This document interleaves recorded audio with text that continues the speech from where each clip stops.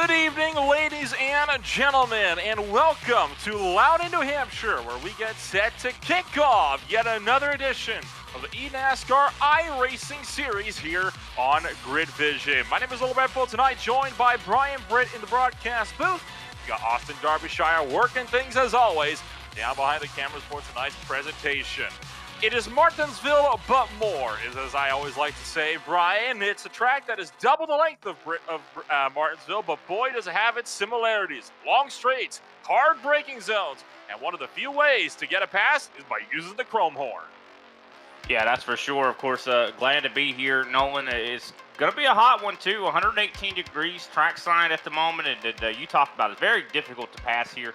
Tire wear is significant, and a lot of times you do have to get a little bit physical in order to actually get the passes completed. We'll have to see how that kind of works out. Of course, shifting could be as well a feature here tonight.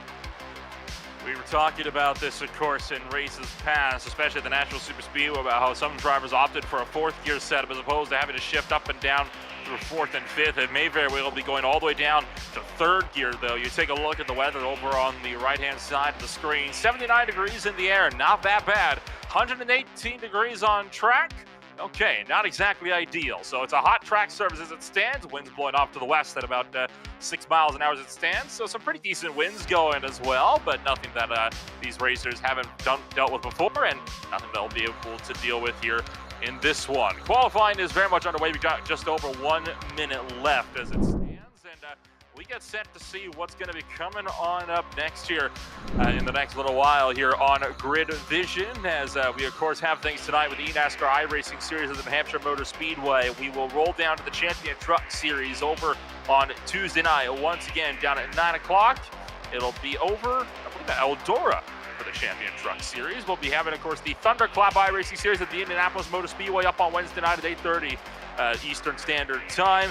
Friday, we'll be back again with the eNASCAR iRacing Series at the Pocono Raceway, and it's a doubleheader at the Tricky Triangle when we get set to go race on Sunday afternoon for the Global Racing League Truck Series as well at the 2.5-mile Speedway out of Pennsylvania. So it'll be no doubt a fun week of racing coming on up.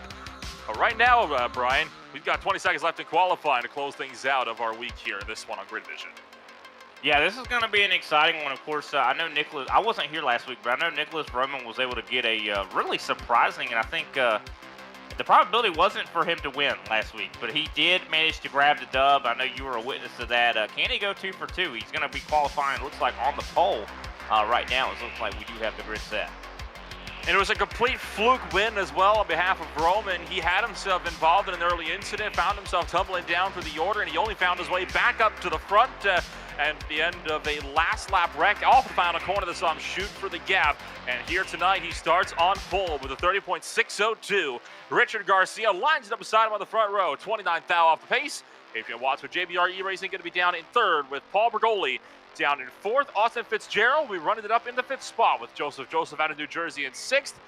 John Whitendorf going to be in seventh with Tyler Marble in eighth. Jose Acosta and Timothy Harper here, Brian, round out the top 10. Of course, Alexander Hyder, I do believe in 11th place. Russ Bosvert in 12th place. Keith Bridgman in 13th. Edward Scherer Jr.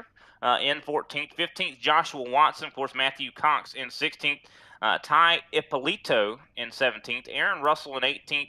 Kevin Zabludil in 19th and 20th. Aaron Kralik. I can tell you, I got all the hard names there. Yeah, I kind of threw you under the bus with that one, and I have no regrets about it whatsoever. Chris Davis for Beast Mode Performance. Going to be bringing it up at that 21st position. It's out of New Jersey for Jason Wallet down in the 22nd spot. Row number 12 holds Jordan Booth out of Indiana and David Hall out of Tafasi. We roll our way back down the order to the 25th position with Jacob Klein as the last driver to put himself on the qualifying lap. Pro driver Garrett Maines brings it up out of Virginia in 26th. For there, we've got Justin Levine, Hiroshi Shimizu, excuse me on that one, Maggie McGuire, along with Alan Pajari, Hunter Wolford, Randy Kuritz, Justin Kleiber, and Raphael Hubel will be rounding out the field here in your 34-car race here tonight. Top 25 of all set times. It's about 0.7 of a second from top to bottom. Yeah, this is going to be interesting, and I do want to go ahead and do a, preemptive apology to everyone that I mess up their names. I definitely am going to do that for sure. Talk a little bit more about the actual facts about the race. 151 laps we're set to do here at New Hampshire. Of course, we do have the possibility of some green light checkers that we could see. Of course, 7 sets of tires, 6 I do believe going to be actually down in the pits. I do believe the fuel window at this track is 90 laps. So I do expect that might come into play. But then again, all week long, a lot of the drivers have been complaining about cautions, Nolan. New Hampshire is always one of those tracks where it's one of two extremes. Either it goes relatively caution-free or it's a caution fest straight through. It doesn't tend to be any sort of in-between. We are hoping for the former here in this one, but of course, it is New Hampshire Motor Speedway. It is iRacing. One driver keeping an eye on, Justin Kleiber has not left the grid. He is still sitting stationary. We might get a delayed start on this one. He just now gets himself rolling. He's got to hurry. The pace car's approaching turn 3. Yeah, it sounds like he got caught in the restroom. Had to run back and get into his rig there. Hopefully he gets caught up to the field here. Of course, this is not the place that you want to be far away, I'd say, from the lead group, just considering so easy to go a lap down, I'd say, in a track like this as we get ready to go green. Pace car is down in the pit road. Thank you for joining us for some more Thursday night action, Friday night action here on Grid Vision. Green flag is up in the air. We're underway for the Magic Mile. Yeah, and already we got 3 wide. Guys already making passes. I think I see the 21 of Jose Acosta. He dived to the inside 3 wide, moves up to 8th place. And he's already trying to, definitely showing a bit of aggression here. This is a hard place to pass at. You're going to see a lot of guys get loose on exit. I do believe that's going to be one of the main challenges these guys are going to deal with here. It's always one of those race tracks where you got to make those moves early on, because the longer you wait, the harder it's going to be to make something happen. We work our way back to lap number 2. Roman leads the first lap to green. No fluke from the draft this time around. Richard Garcia tucks it in line. We look a little bit further here down the order. We had for just a brief moment. That was back to about the number 10 spot where they were starting to battle it out amongst Jose Acosta and John Whitendorf, as Whitendorf way deep into turn number 3, had to swing wide to avoid running over Jose Acosta on corner entry. Yeah, I'm seeing a lot of guys starting to struggle. Still a lot of deep, battling deep in here in this field. I looking back here at around 20th. I see Chris Davis. He's been struggling here. Looks like someone also falling back to the field. I believe that is Russ Busford in that 14 machine. He is now 3 wide at the moment. So watch out for this. This could end up being the scene of the next crash. They are still 3 wide. Still 3 wide indeed as we continue to work our way around through the New Hampshire Motor Speedway, back around to the front straightaway and pinging off the doors a little bit. Down the front straightaway there was Ippolito, as well as Aaron Russell battling it out for the number 18 spot as it stands, working our way down to turn numbers 1 and 2. It's still side by side on corner exit of 2. Yeah, there's a lot of side-by-side going on right now. I mean, you see, of course, you were talking about Ippolito. He is still fighting, I do believe, with Aaron Russell. Topside has traditionally been the place to be at a racetrack like this, top to middle. It has been a little bit different this season, I think, with this next-gen car, but it looks like that I do believe the 16 did have the advantage there, was able to get that 19th position secured. Down onto the back straightaway for what is now going to be the 5th time here of the night. Look further up, Jose Acosta trying to have a look up the inside. John Whitendorf gets to the back bumper. Did not take long for the number 21 to start trying to use the front nose of his Firebolt Chevrolet. He hightails it up and after. Whitendorf will not be able to make the move, though, down to the turn number 1. There's an attempt at the bump and run. An attempt that does not go his way, though, is Alexander Hyder way up the track in 1. Yeah, I think Hyder almost had a little bit of an opportunity there. He seemed like he was having a really good run out of 4 on the front stretch there, but unfortunately just did not able to capitalize there in 1 and 2. So he's going to fall back a little bit.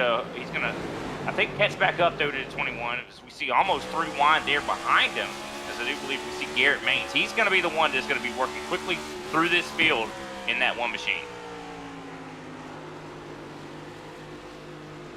Through the number 1 machine goes, as we will keep on board here with Joshua Watson to the back straightaway. He's got the 12 of Garrett Maines on the inside. Maines sends one to the bottom, and he'll take up number 11 as Joshua Watson tucks it in line. Keith Bridgman runs 13th. He's going to give a shot to the shorts of the number 11. We look further up to the front of the field. This is the fight for the race lead. Vroman still maintaining the good run. Caution flag is out. We got cars sideways on the front stretch. Jason Wallet has found his way to the inside wall, and it looks like this one might have been self-inflicted. Yeah, I don't think this one really involved a whole lot of people. I'm sure we're going to get to take a look back on the replay, and I would assume it's probably a self-spin. I would assume. Let's see exactly what happened here with this 25 machine. Of course, showing the 76 on. Yep, looks like it just got loose out of turn number 2, and there was some contact there. Whoa, almost got clobbered there out of 4. You mentioned a little bit of contact. I don't think it would have mattered, though. He was already fully losing that car beforehand. He was going to be going around and into the wall regardless. All that hit did was knock him back towards the inside wall. It was David Hall that you mentioned that had himself kind of caught up. We'll take a look at this one from the air. You can see already starting to fishtail, and at that point, he just lost it. There's nothing that is going to save that car. It was just a matter of where's it going to go. It's going to go to the outside wall. It's going to be pinged back down to the inside. Yeah, and unfortunately, you saw the contact after the fact there. That was quite a hard lick, and if that was David Hall, that's going to be some hard shot to the front nose, that's for sure. So, fortunately, they're able to drive another day. I mean, these next gens have definitely been, I'd say, pretty reliable, pretty hardy vehicles. Of course, as the updates have progressed, I think they have gotten a little bit more vulnerable, just considering I know that they're trying to keep up with the actual NASCAR cars.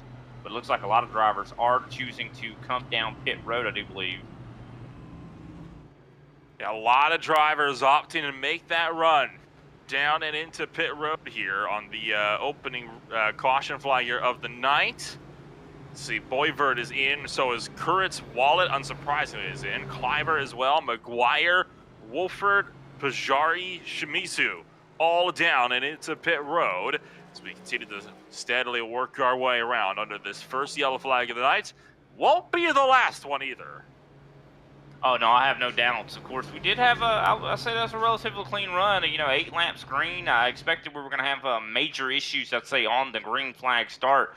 But fortunately, that was not the case. And Nicholas Vroman, though, he is in control. I think the feature, or should I say the news headline here tonight is going to be Garrett Maines. How does he do? Does he drive through this field? I think he's going to be the one everybody's going to be really looking at here.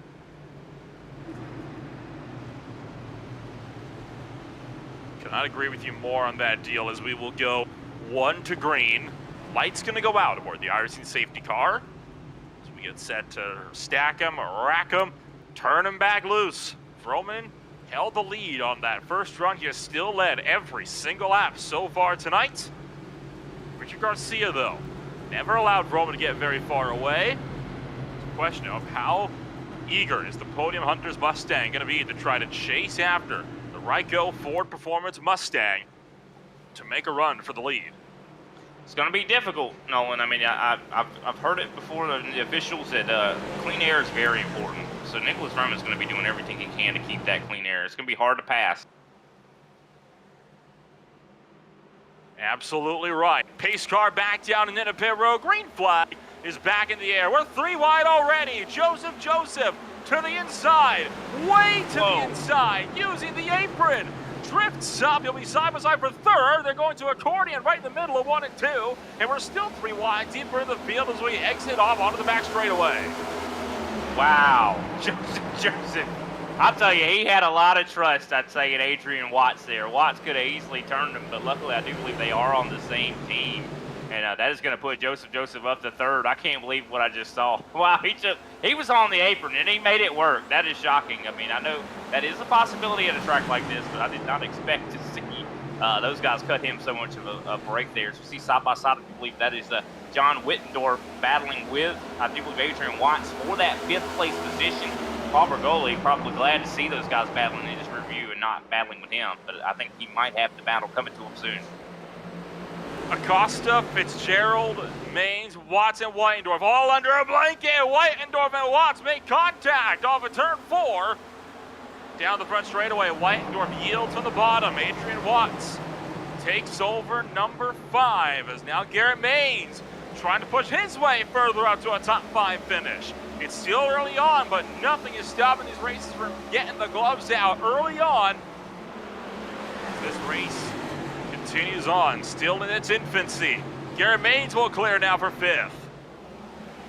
Yeah, I mean, you got to keep an eye on Garrett Maines. I mean, he's been running some really good lap times, better than everybody around him. Essentially, the only people that have been better than him last time by were Nicholas Vroman and Richard Garcia, the 1-2 positions here. As you see a lot of side-by-side action still going on. Austin Fitzgerald, I do believe, losing the position. No, Tyler Marble, I do believe, just got loose. And he's going to drop a couple spots here. Still falling spots. He is now falling down to 13th position. And it is still, he still could lose more position, just like that car is not handling well at the moment. Struggling with no doubt tire temperatures early on, with the track temperatures still at a blistering 116 degrees Fahrenheit on the outside as Tyler Marble trying to fend off Kevin Zabludil down on the inside. But the 28, very plain but very red Mustang, looking to see if he can't charge through. He's going to bang doors with an Napa Auto Parts Chevy up on top. And Zabludil going to go through. He takes up 13th position. I think now Marble will be able to stop the bleeding. Yeah, and of course, we just saw, I do believe we're taking a replay here of some big loose condition there. Of course, at the same time, I saw Garrett Maines actually did finally take the 5th place position. He's down battling side by side with Bergola, but you see the contact right here between the 13 and the 28. Just shows you how much these positions mean to these guys. Track position is so important to this racetrack, and Garrett Maines has gotten by Paul Bergola. He's now up into 4th place and now really hunting Joseph. Now, this is going to be a huge battle. I mean, I know Joseph is really fast in his own right, but I don't know. I mean, it seems like Garrett Maines just he has everybody's number here tonight. I mean, I was talking to our producer a little bit before the race, Nolan, and his stats are insane.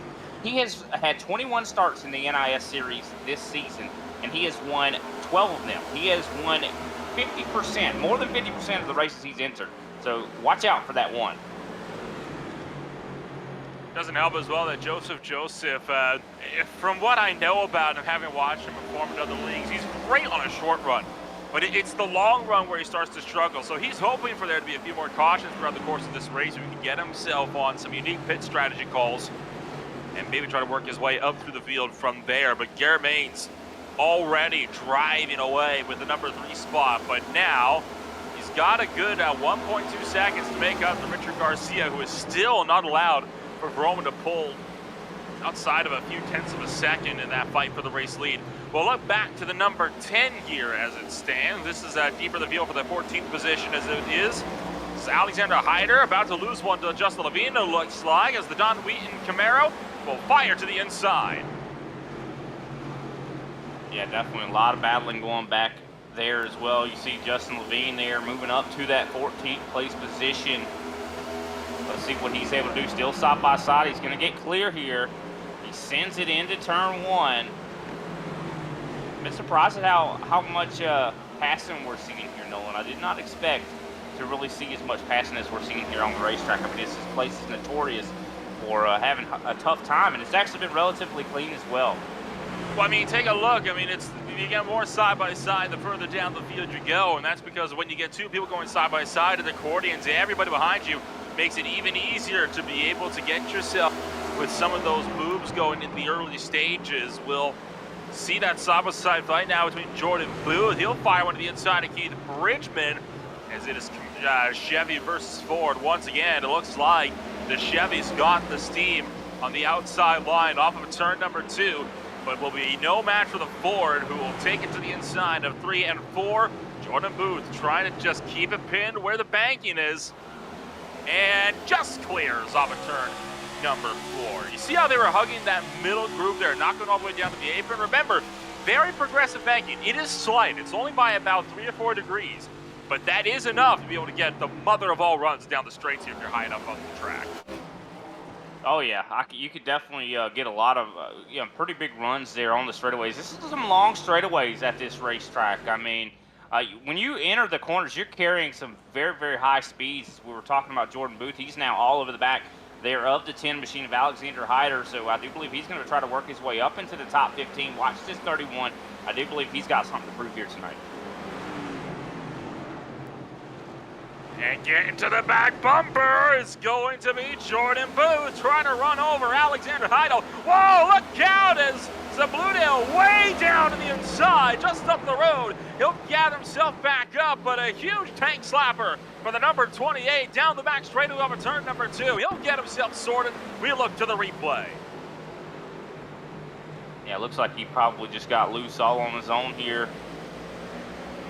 Yeah, right here on the exit at turn 2, got loose. He's able to collect it, almost got down into the grass. I don't know if that would have ended as pretty as it did if he had actually gotten into the grass. That could have easily caused a caution or something. Of course, that grass does not have a whole lot of grip to it. But of course, the racing does continue. As I do believe we see Keith Brigman trying to take advantage of the situation here with that 28.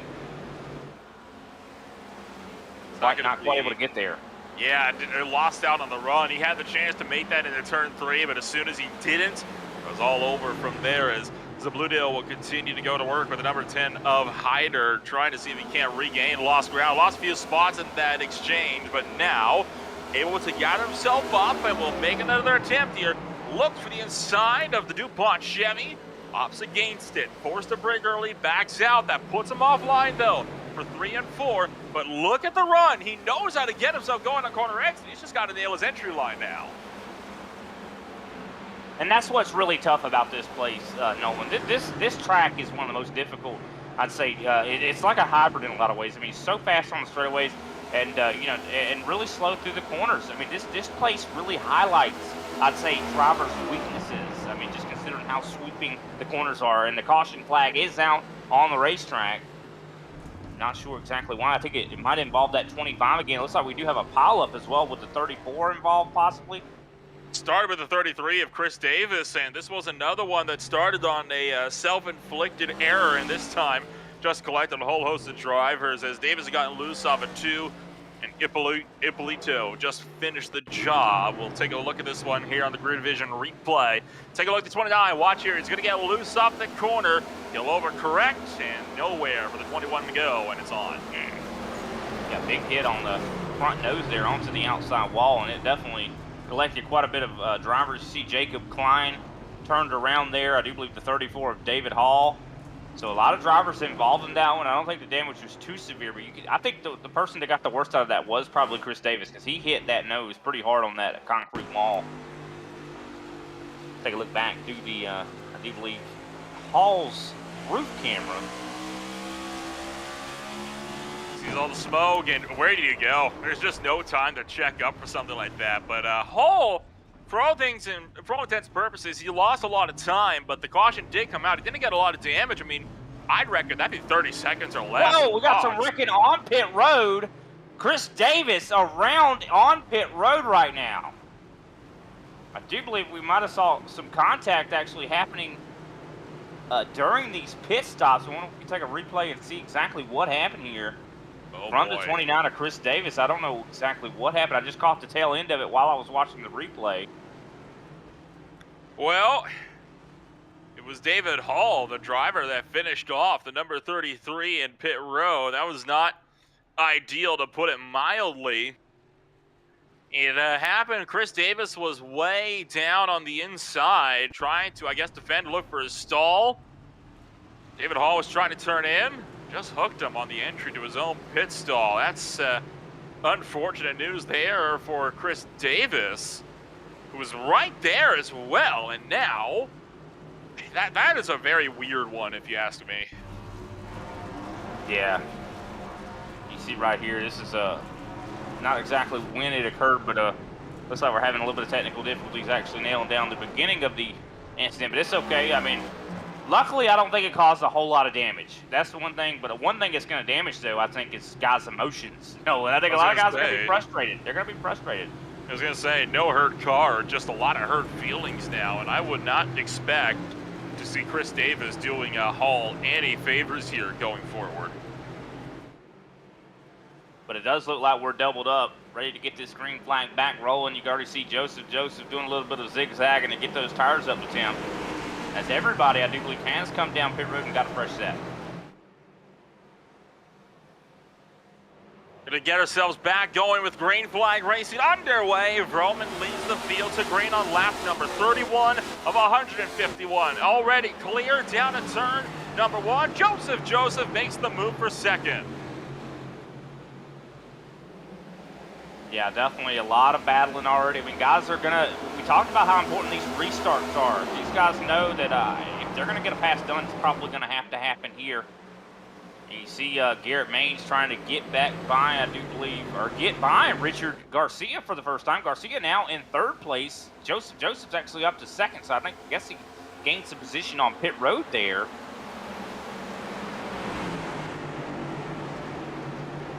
Definitely some exciting battling, though. You see Jose Acosta, he's side by side, I do believe, with Joshua Watson. Oh, look out! Cars around to the back straightaway. We've got another wreck. And for the 2nd time, Zabludil has lost it on the back straightaway. This time, though, going fully around, just got too eager on the lead foot. So easy to do with this racetrack, too. I mean, this is one of those tracks that really accentuates the fact that the gas pedal is not an on and off switch. So let's take a look back. Well, as if you're on a keyboard, but not so much if you're using the steering wheel. You can already see him losing it right there. It got clipped by the 01 Tide machine, and that sent it back to the outside wall. I'm trying to see exactly who that is. Do want to give a shout out to, I do believe, Repeat 1975 for subscribing. You see right there, he just got loose. I think it could have been shifting possibly that caused him to get loose. Aaron Kralik was the driver, by the way, that ran into Zabludil. He was out in that 4th gear, and it was not shifting. He was already losing the back end beforehand. He just spun up the tires on his own. He rode on board with them there. He didn't shift up until the car was already going around. Oh, okay. I don't know. Just the way it looked, it made it seem like it could have been a shifting incident. Because a lot of times when you're shifting, it can unsettle the race car. But, I mean, I was mistaken there. But unfortunately, it looks like that has possibly ended Aaron Kralik's race. He is now a lap down, and looks like he is out of the race car. Well, he took a pretty hefty whack, mind you, in the side of that car, and I believe it may have knocked the toe out of alignment. The hit itself, it wasn't a light hit. I mean, we're talking, you know, a good 30, 40 mile an hour difference. He slammed the side of the 28 car out, and it did break the right front toe link immediately. And at that point, he didn't see the point of continuing, so he just pulled it off, called it quits. Yeah, that's definitely unfortunate for sure. Of course, you know, usually when we break a toe link, it's like an 8-minute required. So hopefully he'll get that damage repaired, get back out here, because you never know. I mean, you know, quitting these races a lot of times is, you know, not worth it. There's going to be some other guys that are not going to finish this race, and those could be some positions that you could gain. While we do have a moment, though, I do want to give a shout out to one of our sponsors here with Grid Vision, of course, that being Reaper Speed Lamb. Want to reach the top? Reaper Speed Lamb is your one-stop shop for quality setups in the oval racing scene. Established in 2020, Reaper Speed Lamb's goal is to offer a competitive setup for all of your oval racing needs. From the top 3 eNASCAR series to the short track competition to late models, modifieds, and legends cars. Visit ReaperSpeedLamb.com for more information. Reaper Speed Lamb, where top split lives. So this is yellow flag now, number 3 of the evening. I mentioned we were going to get more than 1 caution. This isn't exactly what I had in mind, to be getting 3 before we're even a third of the way through the race tonight. We went relatively caution-free down in Atlanta Motor Speedway 1 week ago in Hampton, Georgia. It's interesting here about that the mentality seems to shift so much depending on what circuit you're at. And I mean, it is just part of how this track drives, right? You have to be aggressive with the bumper here and on the throttle. Otherwise, you're never going to be able to make something happen. That's part of the difficulties of a momentum track. Well, yeah, and like I kind of said before, I mean, this track kind of highlights a lot of the weaknesses that drivers have. I mentioned about on and off switch when it comes to the gas pedal. Atlanta's not a track that really you have that issue. I mean, you're going to be off the throttle a little bit when you're in the draft to somebody. But I mean, the most problem here, the biggest problem these guys are having is when they get onto the gas and they just mash it down, it's gonna make the car loose. So you got to really be gentle with your application. You got to be really gradual, and also when it comes to the shifting as well. I mean, a lot of times you know, that changes the RPMs, and when you're in a different gear and you mash that gas down, it could cause the wheels to spin, and I think that's what we're seeing a lot of. Well, into turn numbers 3 and 4, Nicholas Vroman will be the one to lead us back to the green flag, this time by. Pace car pulls down into pit road as Vroman still unchallenged for the lead. Great fly back up in the air this time. Joseph's on the outside. Garcia's got the bottom, but Richard Garcia cannot capitalize. Joseph clears for number 2. Yeah, I think Joseph had quite a bit of help there. I do believe Garrett Maines really pushed him, almost bump drafting there on the start. Here comes Maines. He's going to go to the inside into 3 and 4, and he's going to, I do believe, try to get up here to second, the highest he's ran all night long.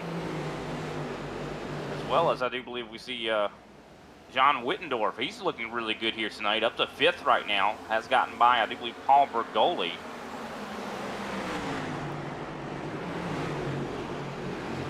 Getting up by Paul Bergoli. We got that side-by-side fight for second, now allowing Vroman to pull away. Garrett Maines clears for the second spot. Joseph bobbling down the back straightaway. He's going to be under fire by Garcia. It's going to go nowhere. Contact further behind.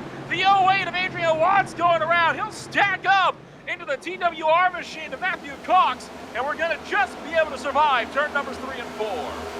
Wow, what a save there for Watts. I'm shocked that did not turn into a caution. He fell back to 13th place. Let's see how he recovers as he is now side by side with the 13 of Tyler Marble. I think we're going to take a look back at this accident here. We're watching Adrian Watts here. I do believe, yeah, wow. he just pretty much got a little bit physical there with Costa, yeah. Just went full send. I think overshot the braking point. A great save, though. 08 machine. You'll look up to Vroman. Now Garrett Maines all over, trying to make it win number 13 on the season. As here comes Joseph. He's going to bobble. And Richard Garcia takes over 3rd position. Yeah, Richard Garcia has been looking really, really good here tonight. Been able to make moves when a lot of other drivers have not been able to do. So he's got a top 3 car. Definitely for sure, but look at John Wittendorf up to 4th place. I think he's going to try to see if he can't take this spot away from Joseph. Joseph has got so much talent. I just always feel like he's just a little too aggressive sometimes. That's something that is, oh my good grief. Joseph to the bottom. He was not the only one, as well as that Edward Schurer Jr. also took a slide to the bottom, but he managed to recover in almost identical fashion, which I saw Joseph doing.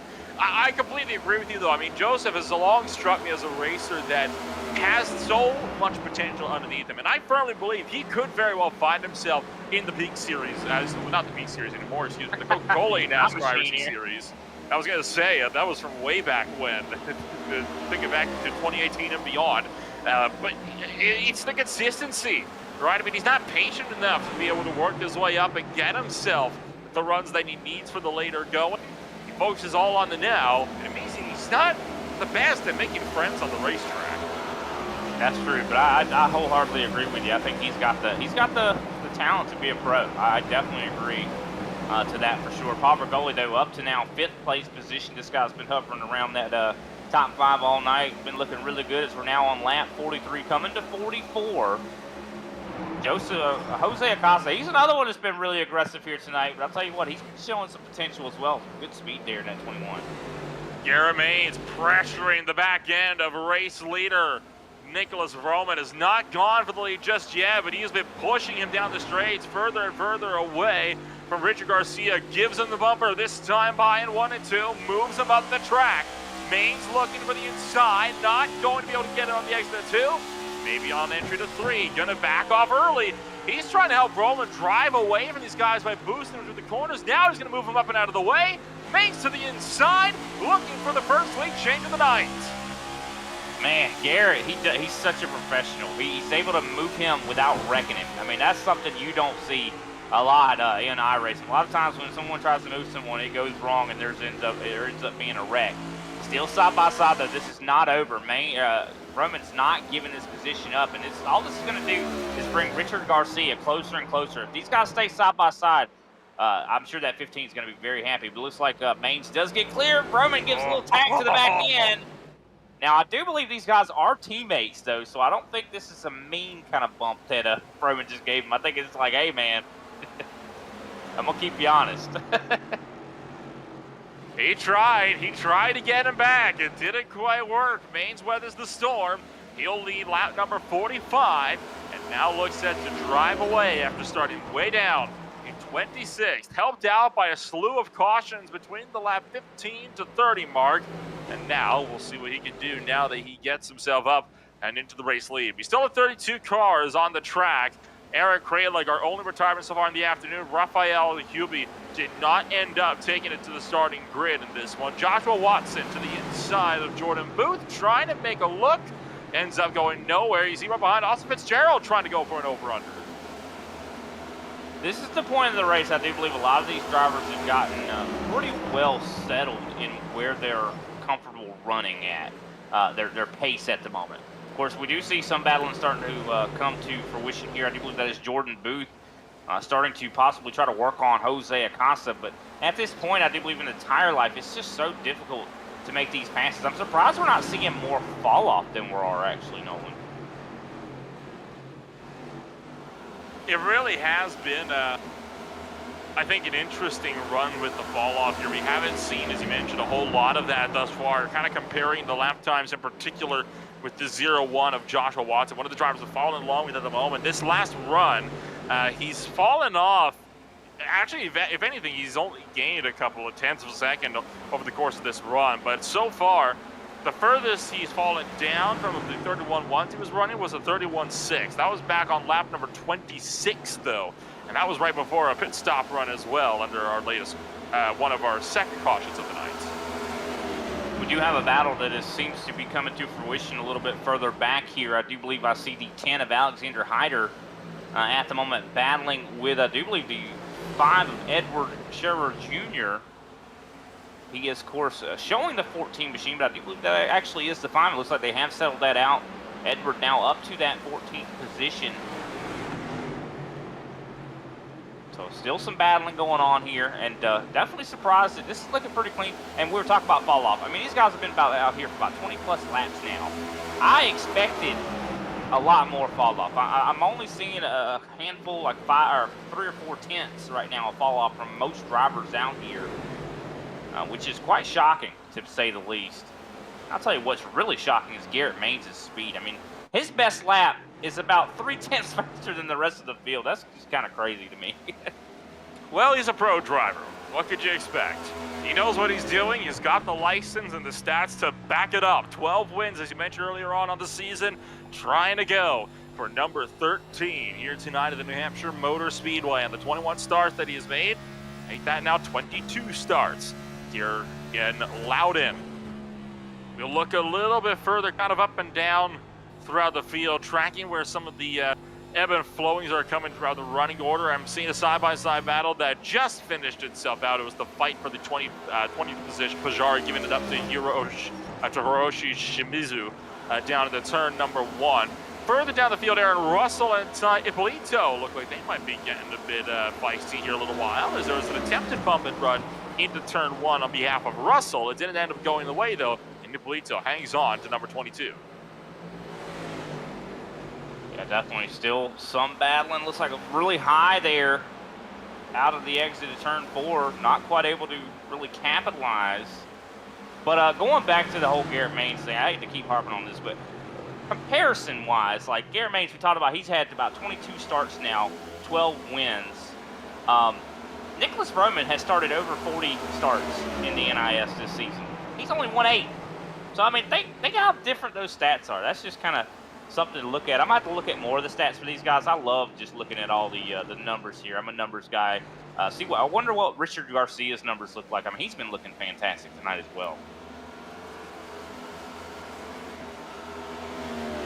A lot of drivers showing a lot of Exactly what you want to see in a race like what we got here in this deal. It's been a fun ride, I think, for everybody in this field thus far, and it's only going to continue to get more and more intense the longer things go along. We are now running lap number 54. We are about 1/3 distance into your 151 lapper at the Hampshire Motor Speedway here tonight. It's a long race. You know, it's not like Atlanta Motor Speedway where you can be in and out in an hour. This race is going to be an hour and a half minimum. Problems for Jordan Booth. He's having some major issues. I do believe Austin Fitzgerald's going to go around and bring the yellow flag out on lap 55. I do believe that was a little bit of some physical, a little bit of a brawl there between him and Jordan Booth.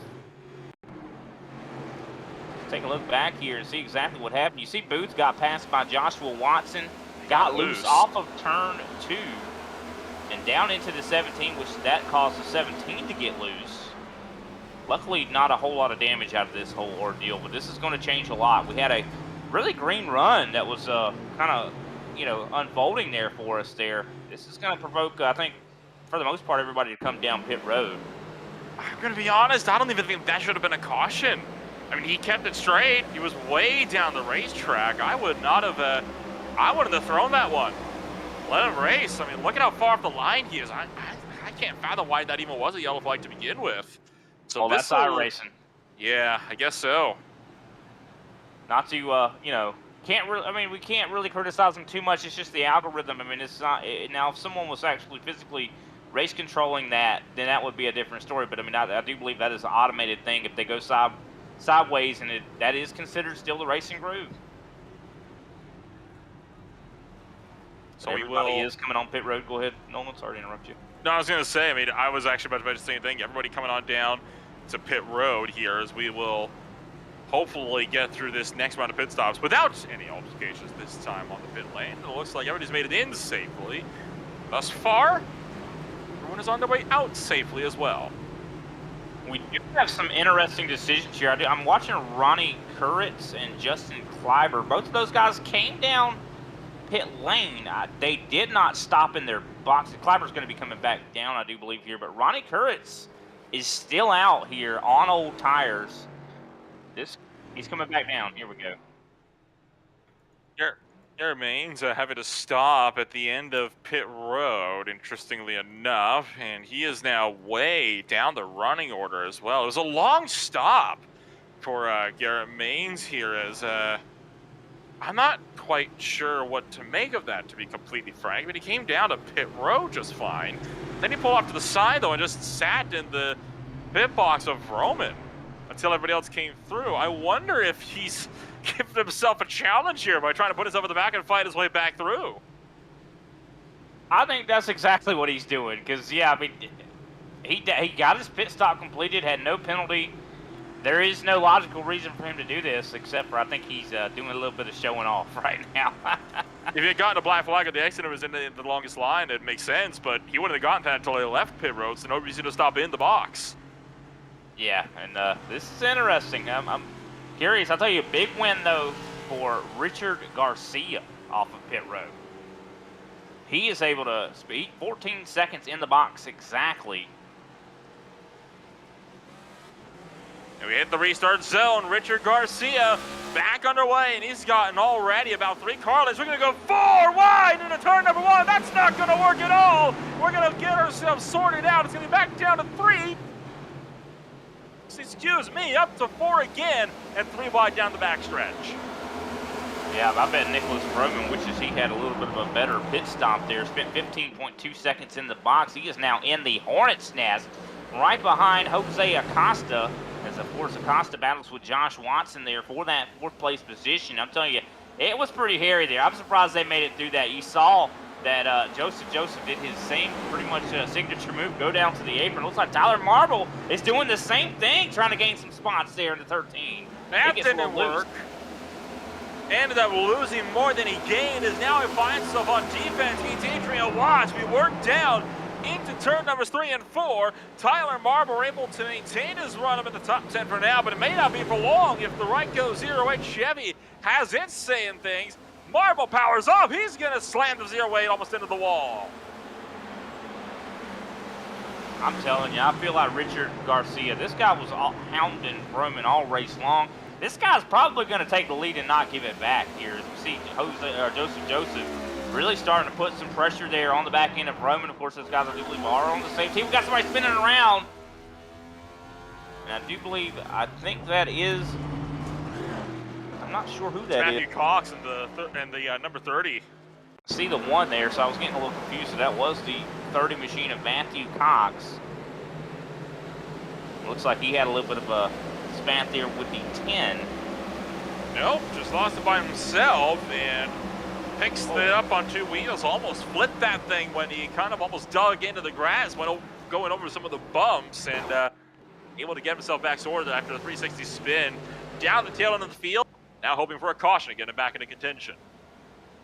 Also seeing some battling here for the 10th place position. Justin Levine right now side by side with Tyler Marble. Of course, Adrian Watts right in front of them. And we were talking about the 10 of Alexander Hyder, who was in the picture with that 30 machine. And when he spun around, right in front of him is this battle for 10th. It looks like Marble trying to pinch up Levine, not giving him a whole lot of room here on this straightaway. Oh boy, here we go. Turn someone's around. Garrett Main's getting caught up in a dogfight here, coming off of turn number 4. As we're going to have ourselves Fitzgerald breaking clear. Pajari's going to be able to punch clear as well. Bridgman, Ippolito, Shimizu, and more, all still under a blanket to rocket down to turn number 1. This is definitely getting exciting. Levine getting incredibly loose just now. He's going to lose a lot of spots. He's now outside of the top 10, now back to 15th. He just dropped a couple spots there. All the spots he had just gained on the racetrack.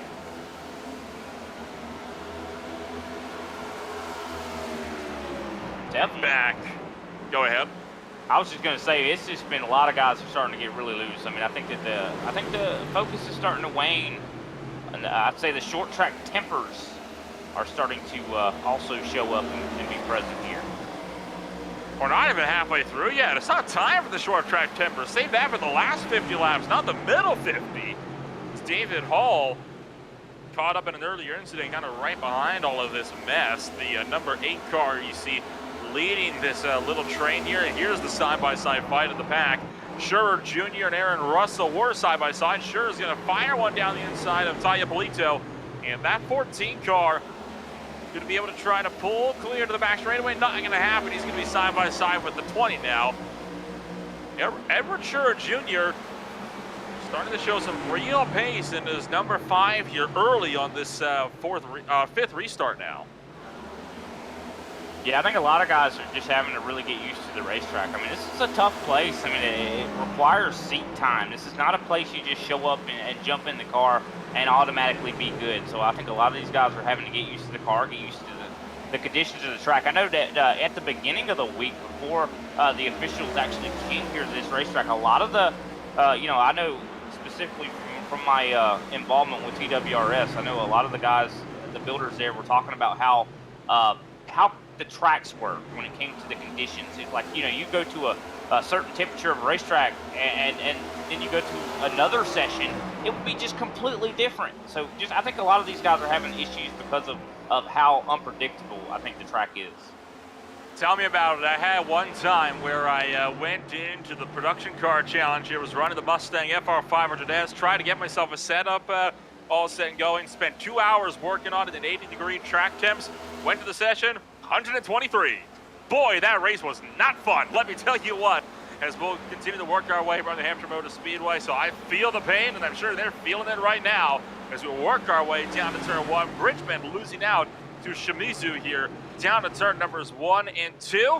Keith Bridgman powers out. He'll tuck in line between Shimizu and Scherer, but Scherer looking to fire one around the outside.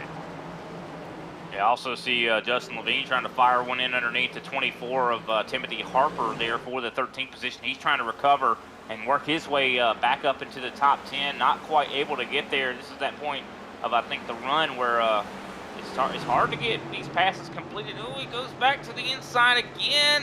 He's going to get a little tight there. Maybe a little bit of contact. I think he's going to get the spot. Up to 13th goes Levine. I think we're seeing, of course, Russ Bosford. I know he was struggling earlier in this race, that 14 machine. He's now trying to work his way back up into contention here. And Russ Boyford looked to the inside.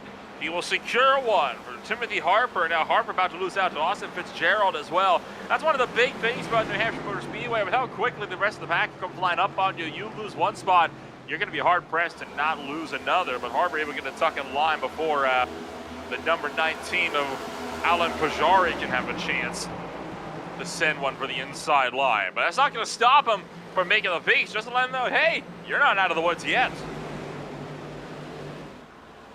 Yeah, this is definitely, like you said, I mean, a lot of times these guys are going to be all in a line. And if you let one guy go, you're going to end up having to let them all go here. As, of course, Edward Scherer Jr. still battling, trying to work his way forward here. Not quite. I think he just got clear there of Hiroshi. So this has been an exciting race here. 72 laps in. I do believe we're closing in quickly on that halfway point.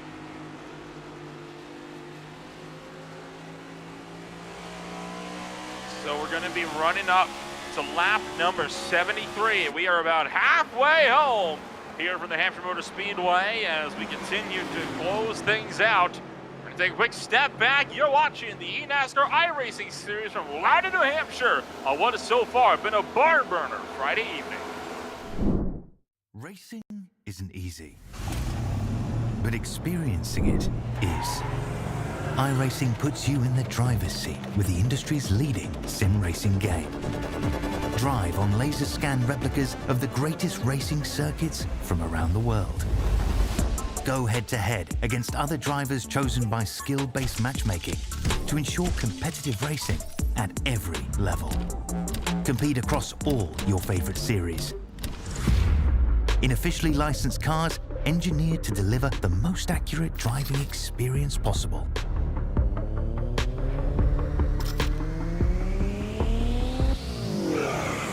Join a race or host your own with players from across the globe.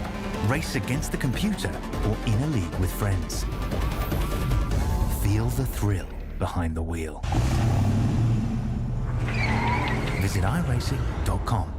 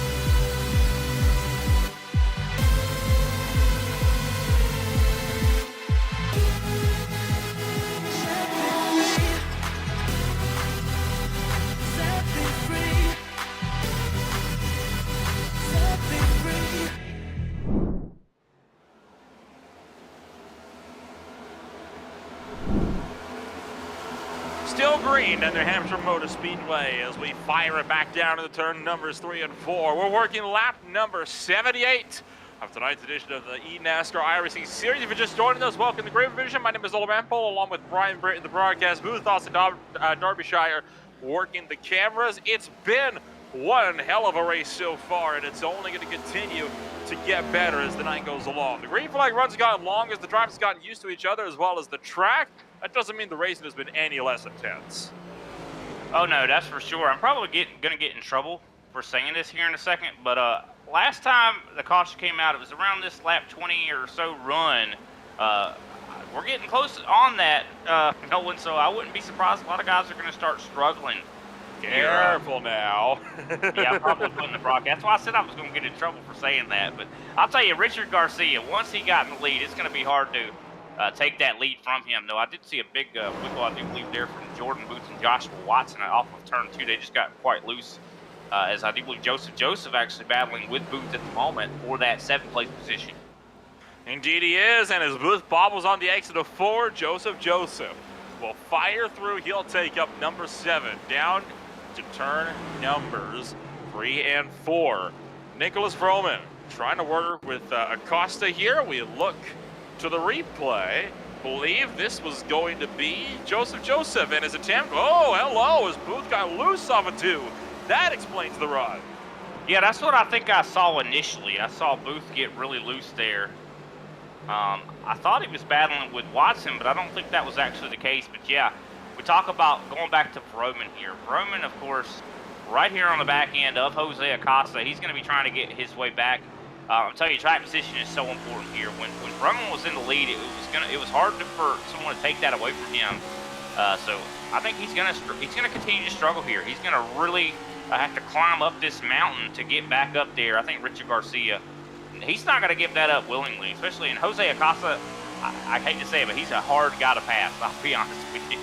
A hard guy to pass on a hard track to pass on. It's not a good combination, not an ideal one at the moment for Nicholas Vroman.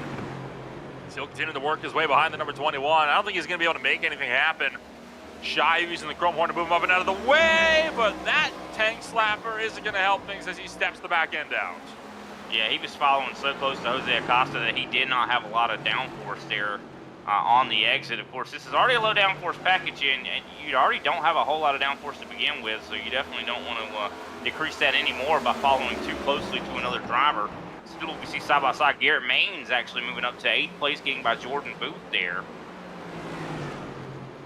So Maines, of course, I do believe, like we said, kind of tied his hands behind his back in order to make things a little bit more interesting for us up here in the booth. He is all the way back now up into the top 10, up to 8.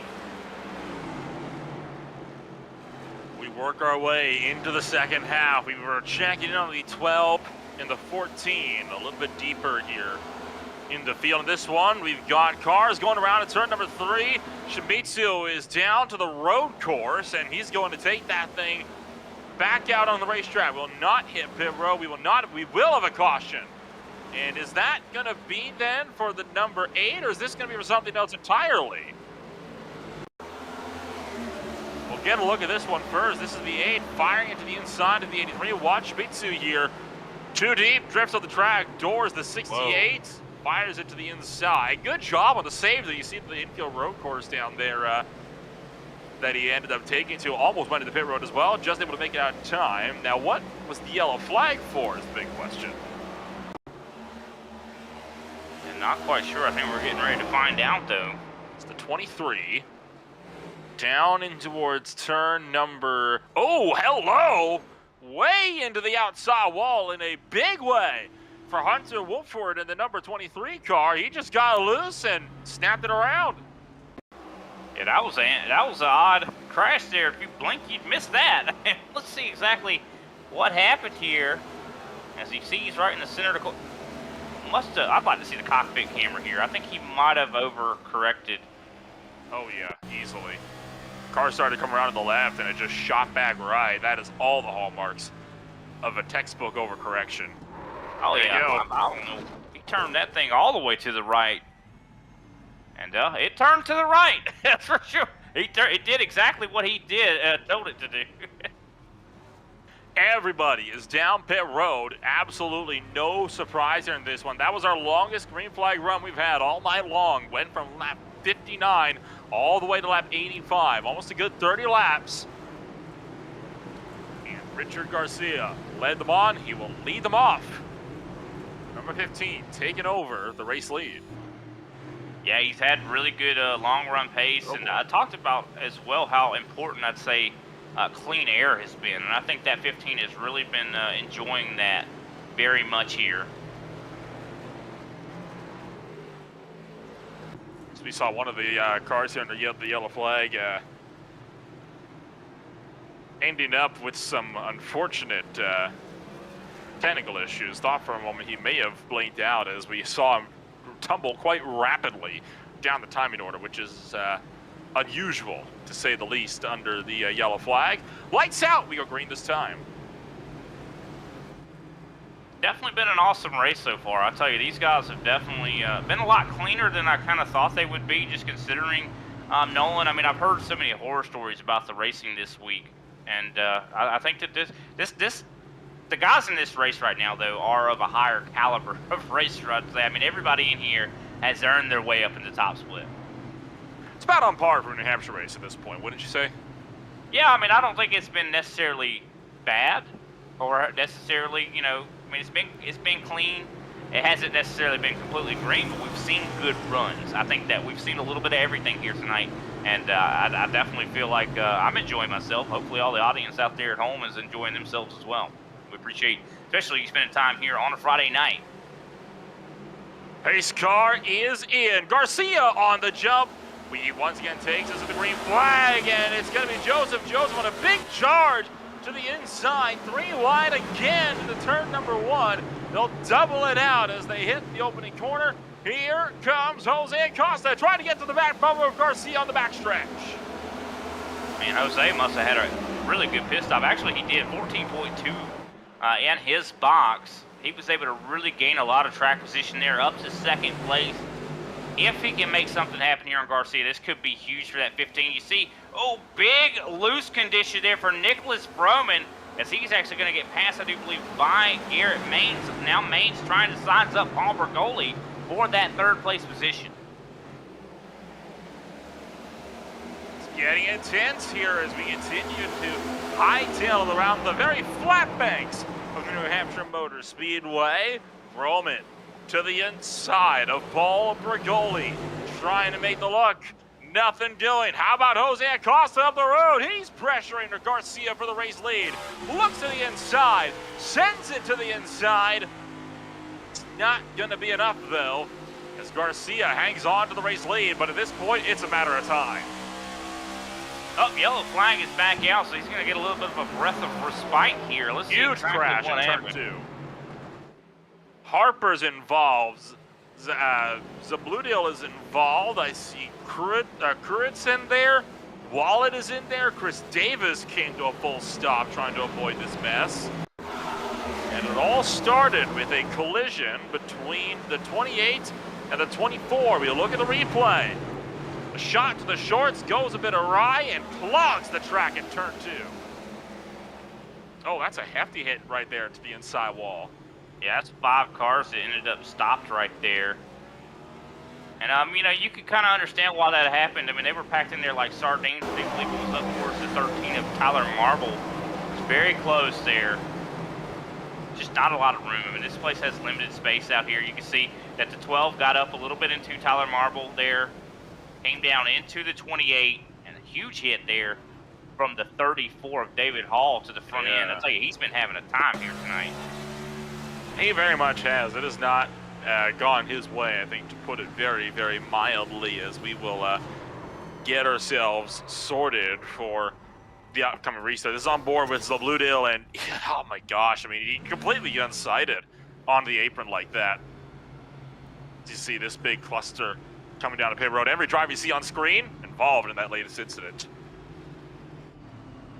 While we have a moment, I do want to shout out another one of our partners here at Grid Vision, of course, that being Team Watson Racing Setups. Team Watson offers out-of-the-box fast setups that are proven to win no matter what split you're competing in, and are trusted by many top-level oval racers. If you're looking to take your iRacing career to the next level, check out TeamWatsonRacing.com.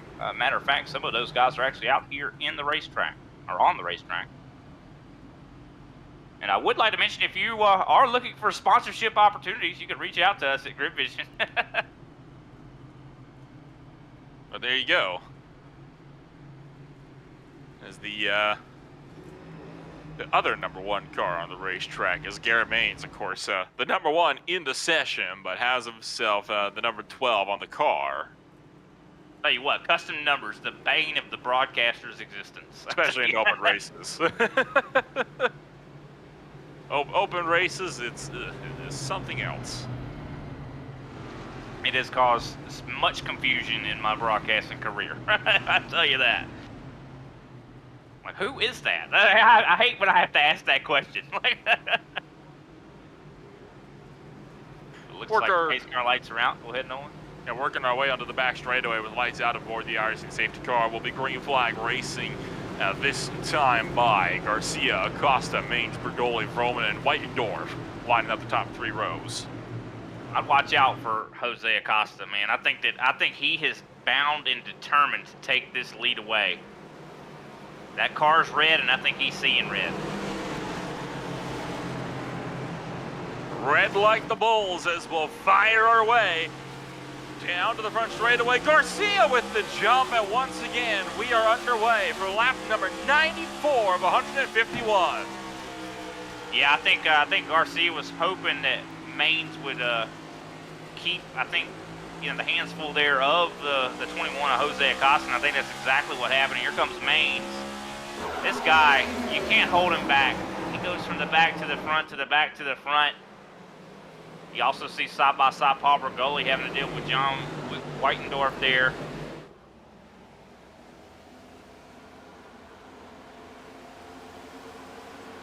Continuing to fight down to the opening corners on the racetrack. Moving up to the high side as Paul Bergoli too far up though, gets a bit out of the groove. He's trying to diamond it back down off the corner to get the run. Not going to be able to get the most out of it though. He'll pull even with the 7, but not enough to clear as Bergoli works to the outside line. Now Whitendorf will be back down to the bottom as he'll not quite clear for the number 5 spot. Yeah, I was looking a little bit further back here to the back. I saw a big movement there from, I do believe, Kevin Zabludil on that 28 machine. Of course, don't need to look back here, but I think he's having a little bit of a loose condition. Quite possibly, as Kurtz can be 1-3 wide on the bottom. Ronnie Kurtz, of course, a lap car running in this field. He came out of pit road a little bit late and evidently not up to pace just yet. The rear wing on the back end of the number 26 has been kind of beat out of alignment. Yeah, we're seeing a lot of beating and banging back here. I'm seeing Russ Boysenberg in a kind of a hornet's nest back here. Now side by side with Tyler Marble. Jordan Booth with an issue. He's going to lose a lot of spots. And we're side by side for the lead as well. Garrett Maines has caught Garcia, and it's a drag race down the front straightaway.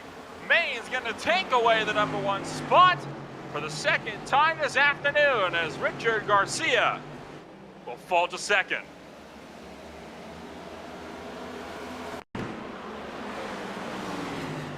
Here's the 08 falling back on the replay here. This is coming off of turn 2. Has he gotten loose? Oh, somebody's hit the wall in front of him. I think he's reacted too much to it. Locked up the tires and smoked him down into the grass. Yeah, that's definitely going to cause some premature tire wear, but luckily he was able to keep it straight, and he's got a fast race car. I expect he's going to work his way back forward here. We do have a battle, I think, for that 3rd place position. Roman and I think Jose Acosta were still battling. I know Roman's probably been a little bit frustrated with Acosta right now, but Whitendorf, he's starting to enter the fray as well here. Last time by, Whitendorf was actually quite a bit faster than the guys in front of him.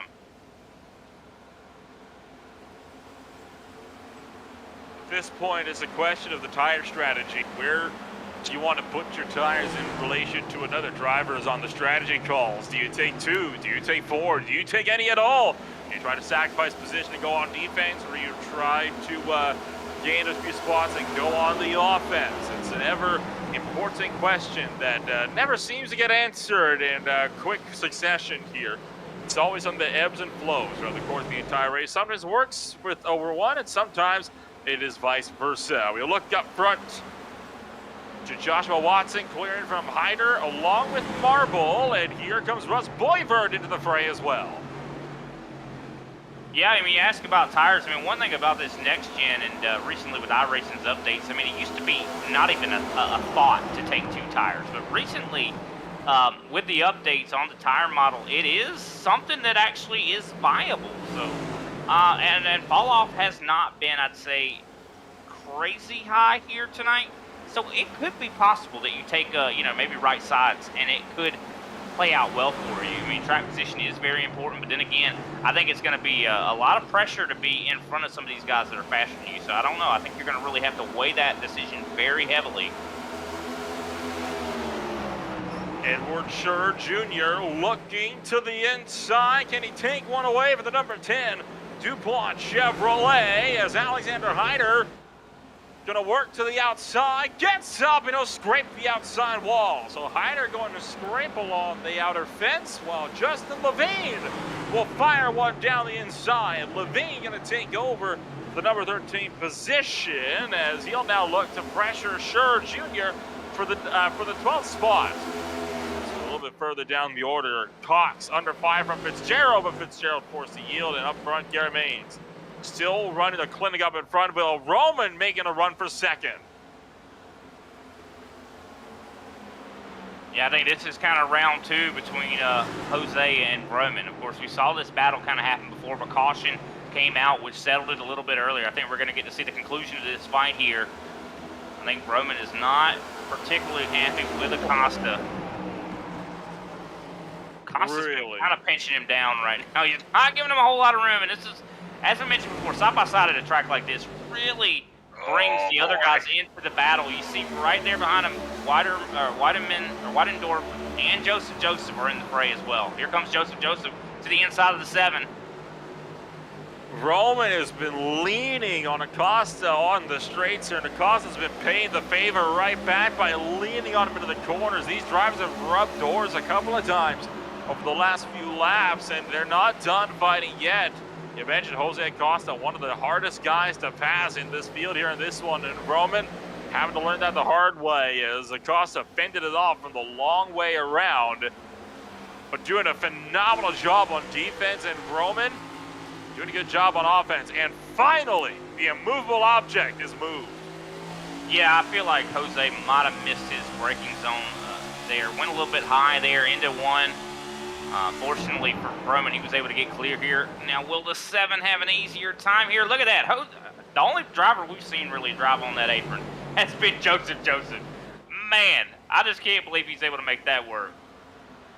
It's always hit or miss whether or not that far inside line is going to work right down on the apron. I think it's really good to try to go for a slider, but it's not really a line you want to be taking as a whole on the regular.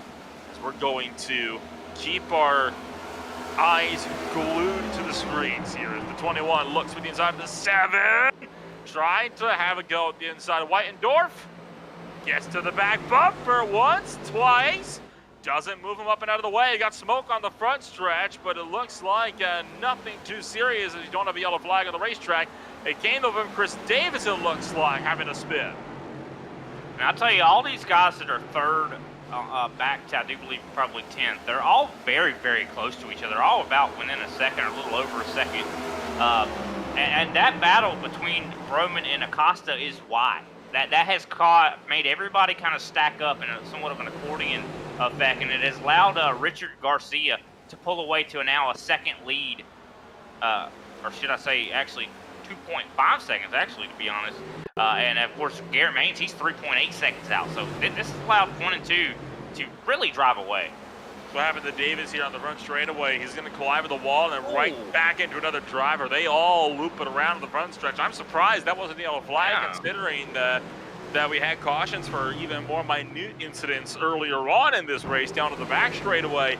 Whatever the case, though, we keep this thing green with about 42 laps to go. And I'll tell you, Chris Davis has had a rough night tonight. I'm surprised he hasn't just hung up the wheel. Yellow flag is out. Wondering what happened here. It looks like the 23 with another issue. That's Wolford again. Has he lost it for a second time? He brought it our last caution to self-spin in turn number 3. Oh, this time he loses the back end, and he is finished off by Chris Davis. Yeah, we were just talking about how bad Chris Davis' night has been, and unfortunately, I mean, 23 brings out another caution. Last time he spun up, this time he spins down. What is he going to do next time? Is he going to do a flip? He's going to find a way to spin backwards. You see right here, he just got loose. He just got loose on entry right here. I think he got upset on the little seam there where the banking kind of transitions a little bit on the progressive side. Now, this is going to be, I think, a big decision here. A lot of these drivers are going to be making here in just a second. I think a lot of drivers are going to be probably coming down pit road. probably taking tires, and this could be one of the last. It could be the last stop because I mean I think track position from here is just going to be really important. I don't think anyone's going to really want to stop after this. Work our way to pit road. Here comes the Hornets' Nest. The only drivers we're expecting to stay out would be Ronnie Kurtz, who was, of course, laps down. He'll be coming in next time by. Will Garcia be the one to once again lead them out? He led them in. Jacks up on the right-hand side, but I already see cars coming on down pit road from a little ways down the road. This could get a bit tight here. On pit exit, trying to get off that Jax. He is not going to get out of pit road first. Mains jumps Garcia, and Vroman jumps the both of them as Vroman takes 2 tires on his stop. That's right, 9.3 seconds in the box. No one else did this. He is the only driver that decided to take 2 tires. Everybody else, 14+ second stops. So we're getting ready to get, I'd say, a pretty good lesson here. Is 2 tires viable at a track like this? I think this is going to be, because I mean, we've seen it be viable at a lot of other tracks. 1.5 miles, definitely you can make that happen. Super speedways. You know, I'd say last week at Atlanta, definitely, I think that was a viable decision. Is it viable at New Hampshire? We're getting ready to find out. I don't think it is. I think that's the big problem. I genuinely do not believe that this is a viable strategy. I think that was a mistake on Vroman's part. Garrett Maines is going to get around him. It's just going to blitz clear. Yeah, I mean, it's going to be, I think that he just might have been a desperation call because, I mean, you know, he started this race on the pole. He led a lot of laps here tonight, and I think he's just desperate to get back to, you know, get another victory. He wants to probably go back-to-back, and I think he might end up endangering himself. But we'll see. I mean, this guy, very unlikely winner last week, could be an unlikely winner this week as well.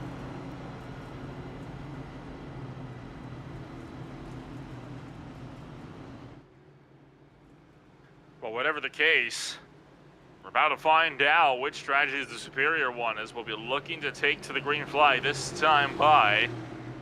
See, doing a bit of scrubbing, trying to get the marbles cleaned off the tires on the race car, make sure there's some heat put into the tires as well. As Vroman and Maines will line it up, nose or side to side, door to door. So he's set to go green flag racing once again with less than 50 to go. Yeah, I'm very curious to see what this is going to look like for Vroman. Is he going to have any sort of wheel spin? It definitely could be a possibility. I mean, I know that tracks like this, I think, are notorious for things like that to happen. And, of course, him being the lead, if he has wheel spin, that could cause a major pileup. I already know this is going to be a crazy restart. I mean, we've already seen guys like Joseph who have driven it in on the apron. We've seen 4 wide on these restarts. Do you think we're going to see it again here in a second? Oh, absolutely we will. Or even later in the race. There's no doubt in my mind that we're going to see something crazy here.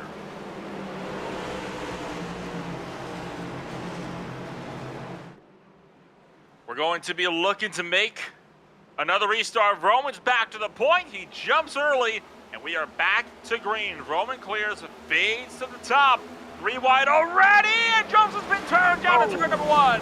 Hard into the outside wall. We got another car hard to the inside wall. Rebounding up Joey Logano style from Homestead Miami Speedway. And it was Blue Deal who has been destroyed on the inside as Wallet couldn't shift up. Also, Whitendorf involved in the Joseph crash there.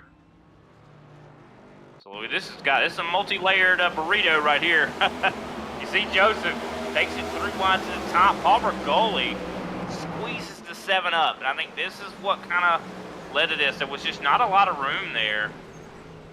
Well, the incident that happened behind, you see the debris, that was completely separate. That was actually going on for longer than this initial one was. The Blue Deal got caught behind a driver who could not shift up through the gears. You're going to watch this here. They get going. He's just running them over me. He can't go, can't shift up. They make contact there. The 28 goes hard into the inside wall, then right back to the top. And that was into the 23, I do believe, of Hunter Wolford. Yeah, it was.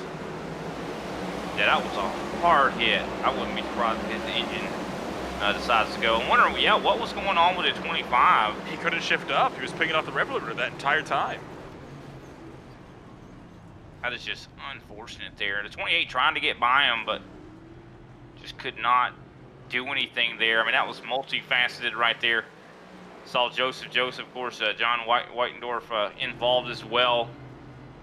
Joseph all race long has been up in the top 10.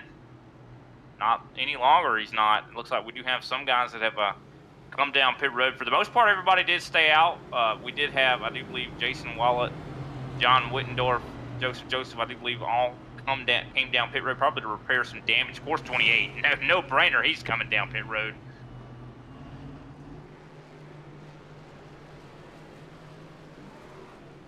As you can see up on the top shelf, that was Aaron Russell taking the Lucky Dog free pass. He'll find himself back onto the lead lap now, down to the number 30 position for the restart.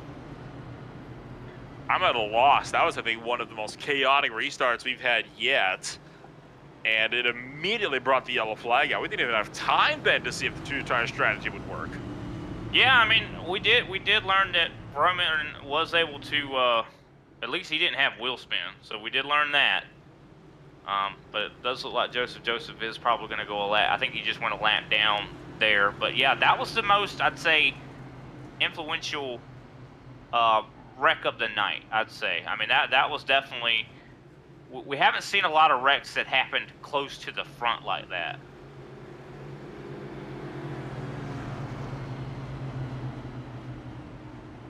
So with all of that said in mind, what do we think our this next restart will look like? Will we make it around turn number 2? I'm hoping so. We've been pretty good on that so far this evening. I got no reason to doubt that they'll make it a long green flag run. I think that last restart we had, there was a bit of a fluke.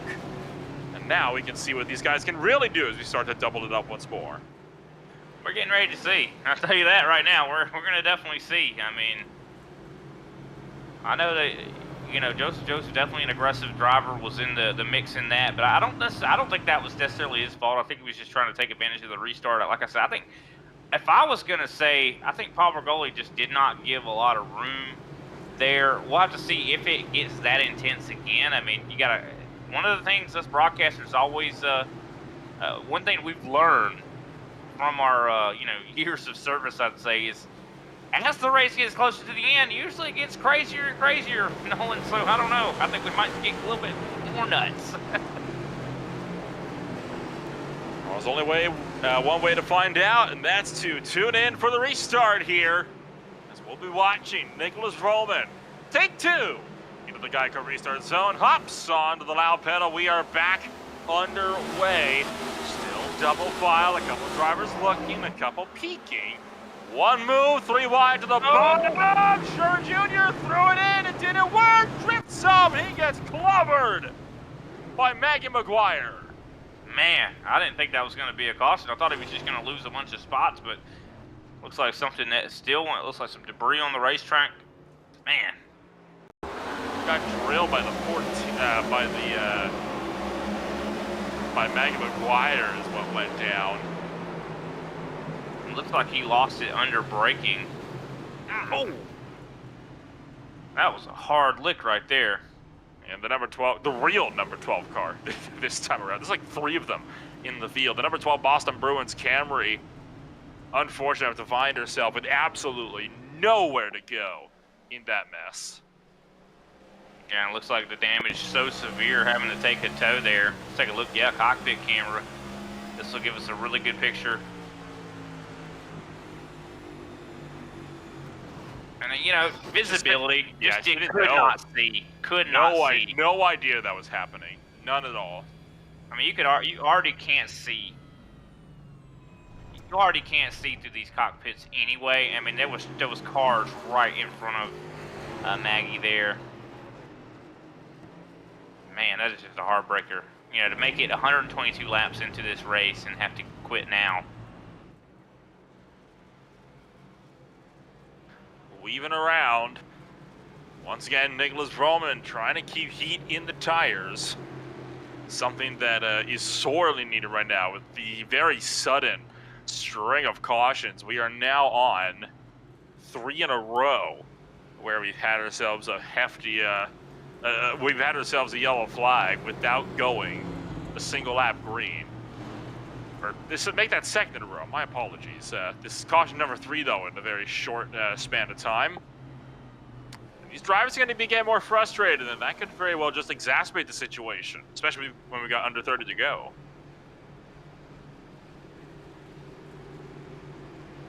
I mean, you know what the age-old adage is: caution breeds caution.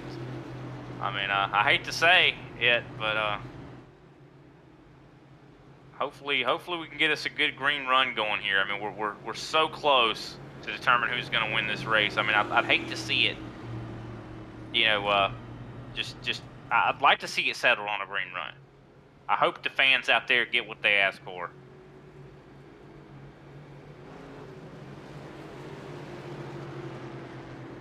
Well, if they want an exciting race, they have got an exciting race.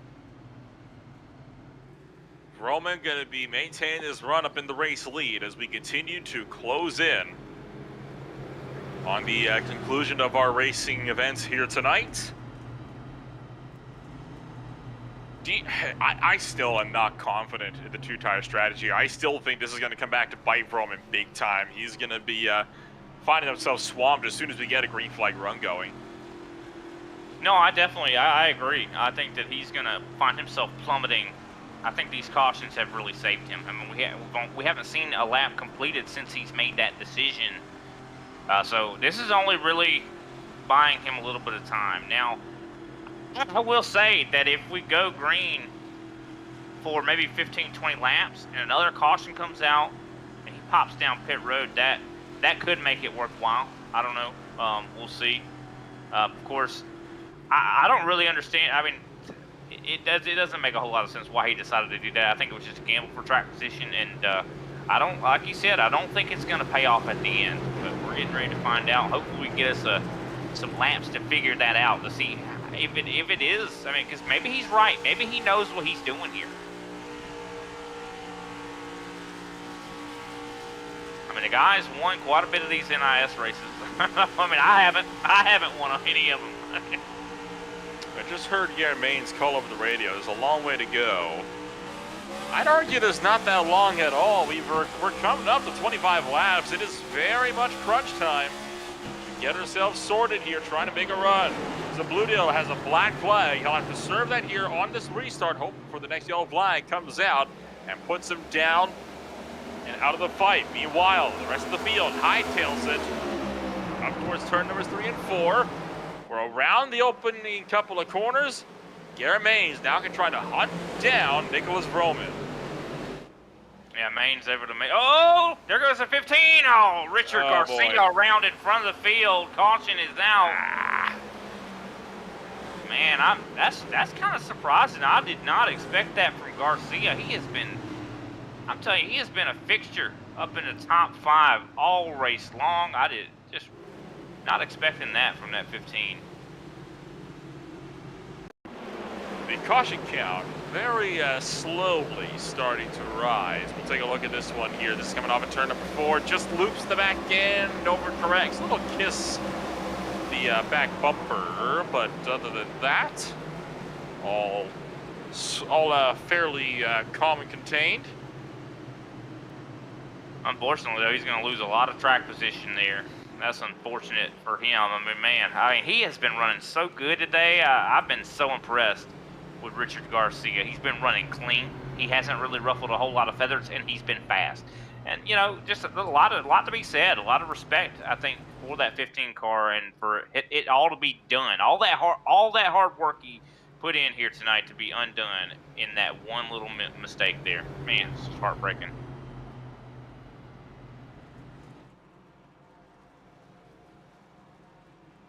So let's reset. Nicholas Roman, your pole sitter, is back into the race lead. Garrett Maines, the most spots gained out of anybody by far, up a good 24 as it stands, 26th to second. Jose Acosta runs third. He's up 6 spots from the number 9 position. Paul Bergoli, one of very few drivers that has not moved at all. He sits 4th, started 4th. First driver to really lose spots was Adrian Watts. He's down 4 from the start of this race, down to the number 7 spot as Watson, trying to go for a little pit road fake there on that deal. Some other big movers, Justin Levine up from 27th to the number 8 position. And we've also got Shimizu involved in a couple of incidents today, but he's up a good number of spots as well from 28th to 15th. So the driver that I think has lost the most has got to be Richard Garcia, and it came about as a result of that last incident. He's now down 20 spots all the way to 23rd after starting up on the front row.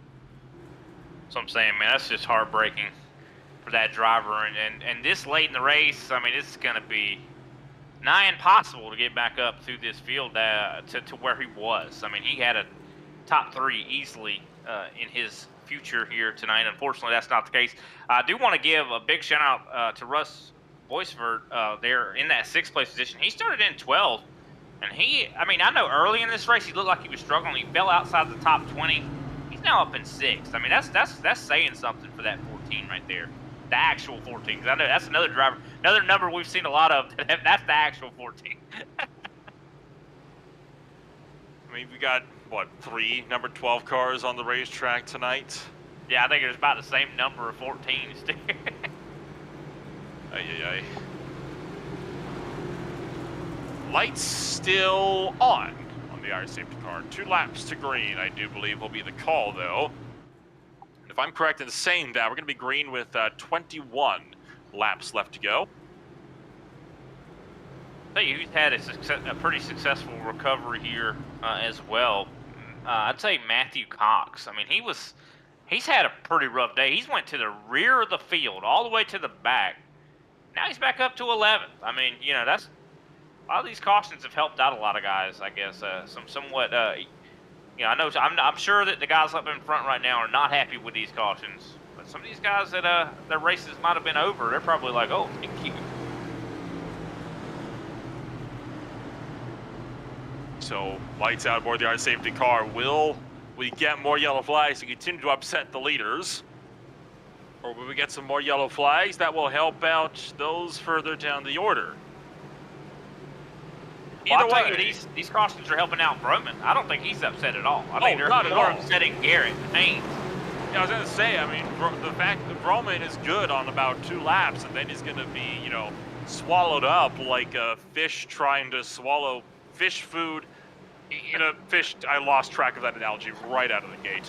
We're going to be trying to take it to the green flag here this time by the 95 Ryko Ford Performance Mustang. Trying to disguise itself as a GT500, going to take itself to the green flag. Yeah, another good restart there for him. Really good start for Jose Acosta. Can he get clear here at Garrett Mays? Look at this. He is sending it in hard into 1 and 2. And he gets clear of Mains. Mains going to cross him over out of 2. And all of that allows Broman to pull the gap back out up towards the head of this field. We dive to turn numbers 3 and 4. Oh, Rigoli with a shot to the back of the 21. And here comes Josh Watson. He might give a shot as well.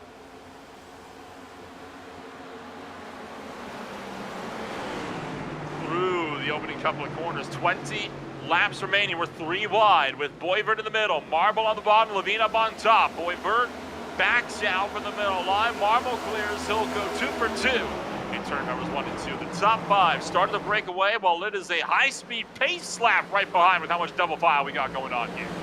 Yeah, this is definitely a really big battle right now. This is definitely heated, if to say the least.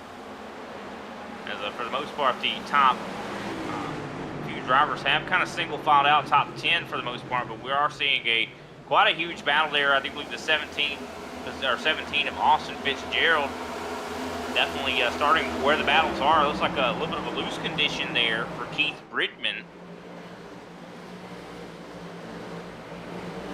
Bridgman falling back just a few spots. He's not going to lose too much time, though. Good news on that front. He'll be able to get himself back sorted, and we'll keep this race moving steadily forward into the die moments here of this race. We look up to Tyler Marble.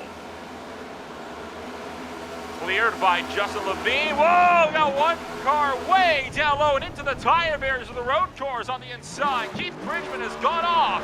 No yellow flag though, but he's found the tires. That's for the just over a 90-degree hairpin though. That leads to the outer road course section of New Hampshire Motor Speedway for the club circuit. Yeah, that was pretty bad there for Bridgman there. Into the tires there. Oh, bounced off the right in front of him also. There was kind of a little bit of an issue there with the 10, but yeah, unfortunate there for that Hyperforce machine. Well, back up on the racetrack and no caution, no meatball flag either. So he'll be able to get himself back sorted. Meanwhile, Vroman being pressured by Garrett Mays. There's the bumper! Moves him up and out of the way. It hits him once, twice, three. Going for the hat trick as Garrett Mays to the inside of the number 95. Can he get up and around Nicholas Vroman? It's going to be Mays down on the bottom into 3 and 4. They're almost going to rub against each other. They will rub against one another in 3 and 4. Drag race down the front straightaway. And Garrett Mays giving it the beans right now. I'm shocked that Roman has been able to hang on as long as he has. I mean, I think that two-tire thing might have had... Oh, there it goes, giving it back to him. A little bit of a bump to the rear end of the one. I'm telling you, Roman is impressing me, being able to hold on as long as he has here. We thought he was going to get swallowed up. Yellow flag is back out. Oh, no. Big collection of cars in the back straightaway. Jordan Booth. Alan Pajari, both around. Edward Sherritt Jr., though, is where this one starts as he finds himself losing by himself, and it's a stack from there. Garcia with more damage. Joseph gets involved. About 6 or 7 cars with damage, while only actually about 3 went around. Tell you, Garcia has had, his night has just turned into a nightmare. He was having the best dream ever, and then all of a sudden it switched to a nightmare. As we look back here, look at that, losing it all on his own. No, that's actually Scherer, Edward there, and Edward Jr. there. Unfortunate, I'm telling you, I'm getting confused with all these 14 cars.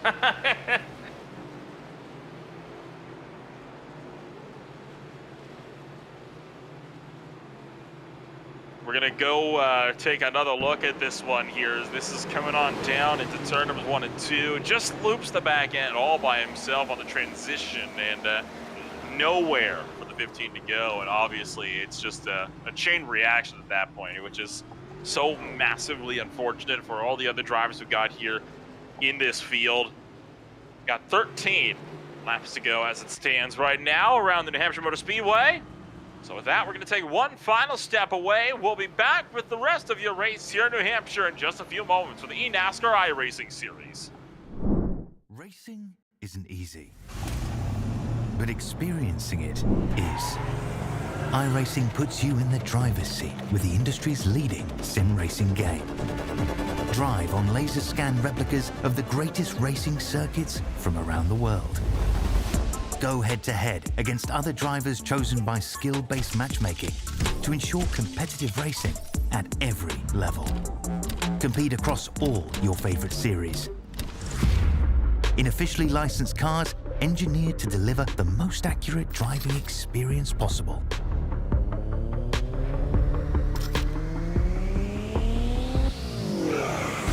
Join a race or host your own with players from across the globe. Race against the computer or in a league with friends. Feel the thrill behind the wheel. Visit iRacing.com.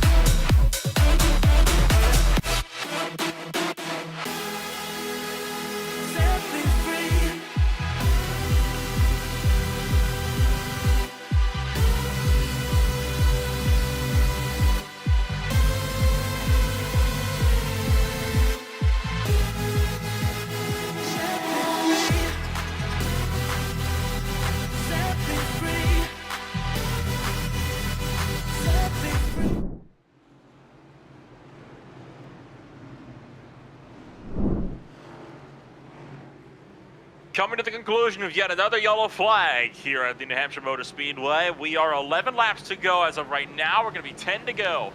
We'll be taking the green flag on lap number 142.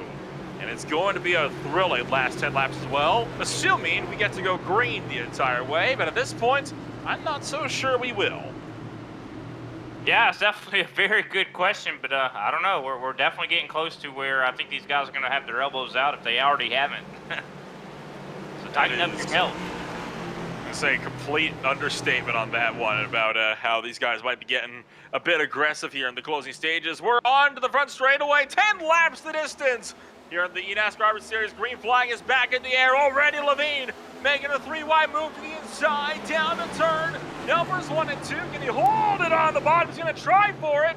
Mains misses the apex. Here comes Acosta with a charge. No, Levine's gonna lose out on a lot of spots as a result. Wow, he got incredibly loose.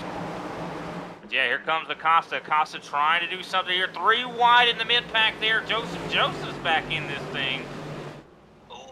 And 4 wide, deeper in the field, into the outside wall. Wrecking one hard to the inside wall. Caution flag is out as they spun off at turn number 4. Timothy Harper went into the inside wall, but the cause of the yellow flag came for Hunter Wolford again, bringing out the caution for the 3rd time in turn number 3. Man, that was a crazy wreck there. 4 wide. I mean, these guys, we talked about elbows out. They definitely went elbows out. I tell you what. I mean, man, that was nuts. Can't wait to look back at this one again. This is after the yellow flag comes out, it appears. It's, whoa, Levine with a shot by Joseph, and they collide. So this was after the yellow flag came out, and nowhere for the 34 to go. That was a bit clumsy, if I'm being completely frank. The yellow flag's out. Why are you still pushing so hard? Yeah, I guess he did not get the memo. The original wreck was for Hunter Wolford, who brought out the yellow flag on a self-spin down to turn number 3. There was also, of course, that 4-wide incident that was just up the road that saw Timothy Harper, the 24, go into the inside wall. Here's what happened, though, to Wolford. Loops the back end. Around he goes to the inside. That's what brought out the yellow flag. And then there was the 24. Yeah, this car right here that ended up going around to the front stretch as well. Not fully around, but the 4-wide racing did send him into the inside wall of the pit straight.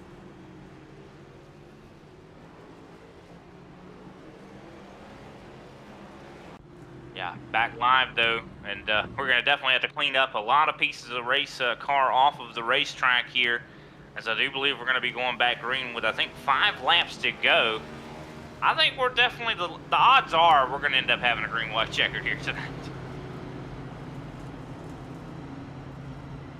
Well, we had one last week. I wouldn't be terribly surprised with how these last few laps are going. Oh, it's going so well, too. We had some long green flag runs. We had one from about, 59 all the way up until 85. We had one from 11 to 26. Ever since, though, that caution that came out on lap number 85, we have not been able to go more than about a dozen laps under the green flag. It hasn't been a terribly pleasant last third of this race. And we'll be going a little bit longer. Well, I believe we'll be 4 to go when we take the green. Yeah, I tell you, I can't. I'll be curious to see what Pocono looks like next week, considering a lot of these guys are probably going to be upset with each other going into that race. I think that's going to be one of the major things. I mean, these guys are definitely going to be leaving this race with, I think, a bad taste in their mouth. And, having this race ending so late at, night around 11 p.m. Eastern Standard Time, a lot of these guys are going to be probably going to bed a little angry. Might need to take something to alleviate or calm you down.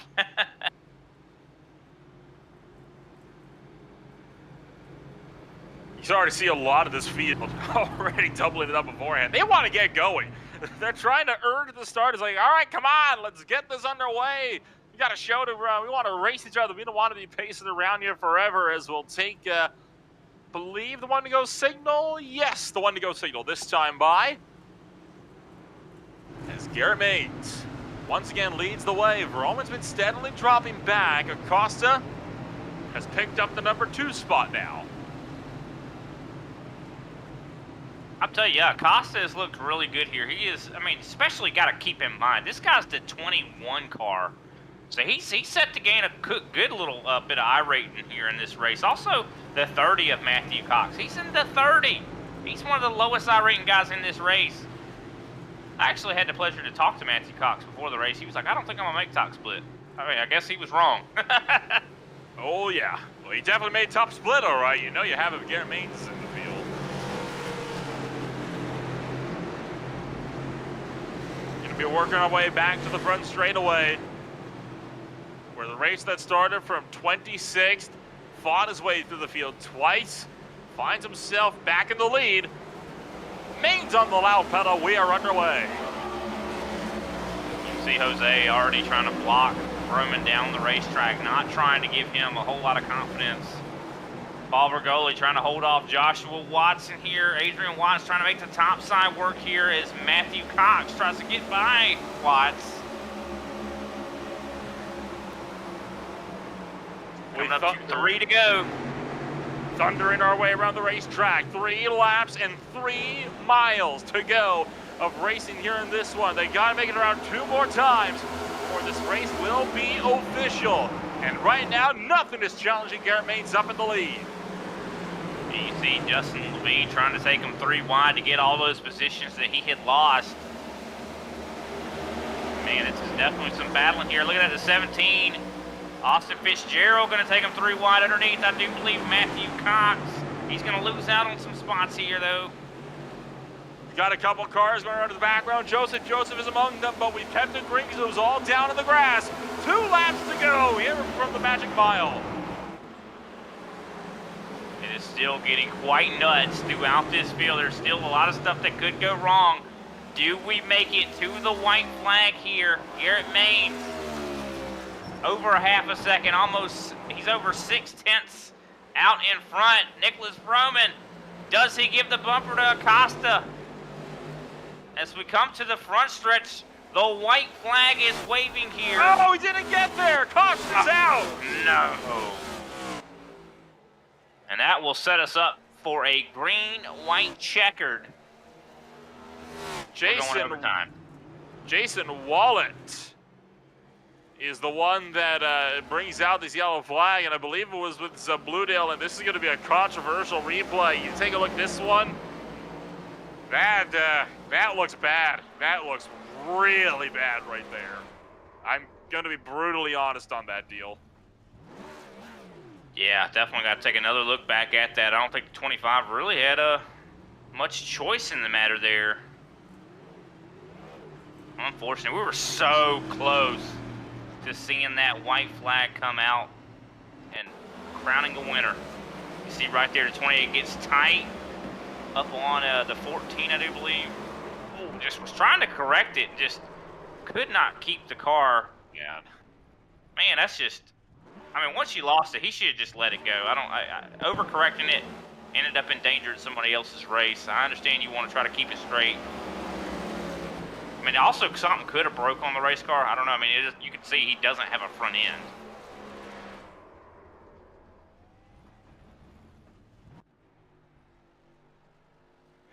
Man, oh man.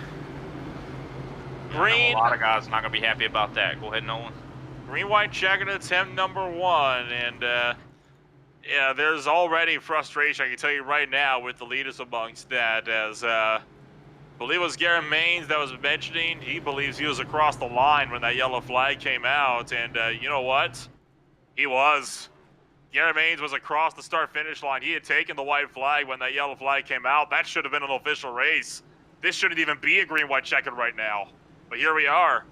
I would not blame Maines here if he gets upset for losing this race because of that. And I've seen it. I've seen it happen like that before. It happens a lot more often than than I want to admit. Of course, not criticizing iRacing too hard, but I think that they have it set to where the actual white flag, the way the session registers a white flag, it happens a little too late. Maine's, you know, I've seen it time and time again where guys will actually cross the start-finish line to start the final lap, and they won't count it as a white flag lap. So I don't know. It's unfortunate for Garrett. He's going to have to hope and pray that he's able to hold on to this lead. I mean, if Jose or Roman decide that they want to really send it, it could definitely endanger Garrett's win here.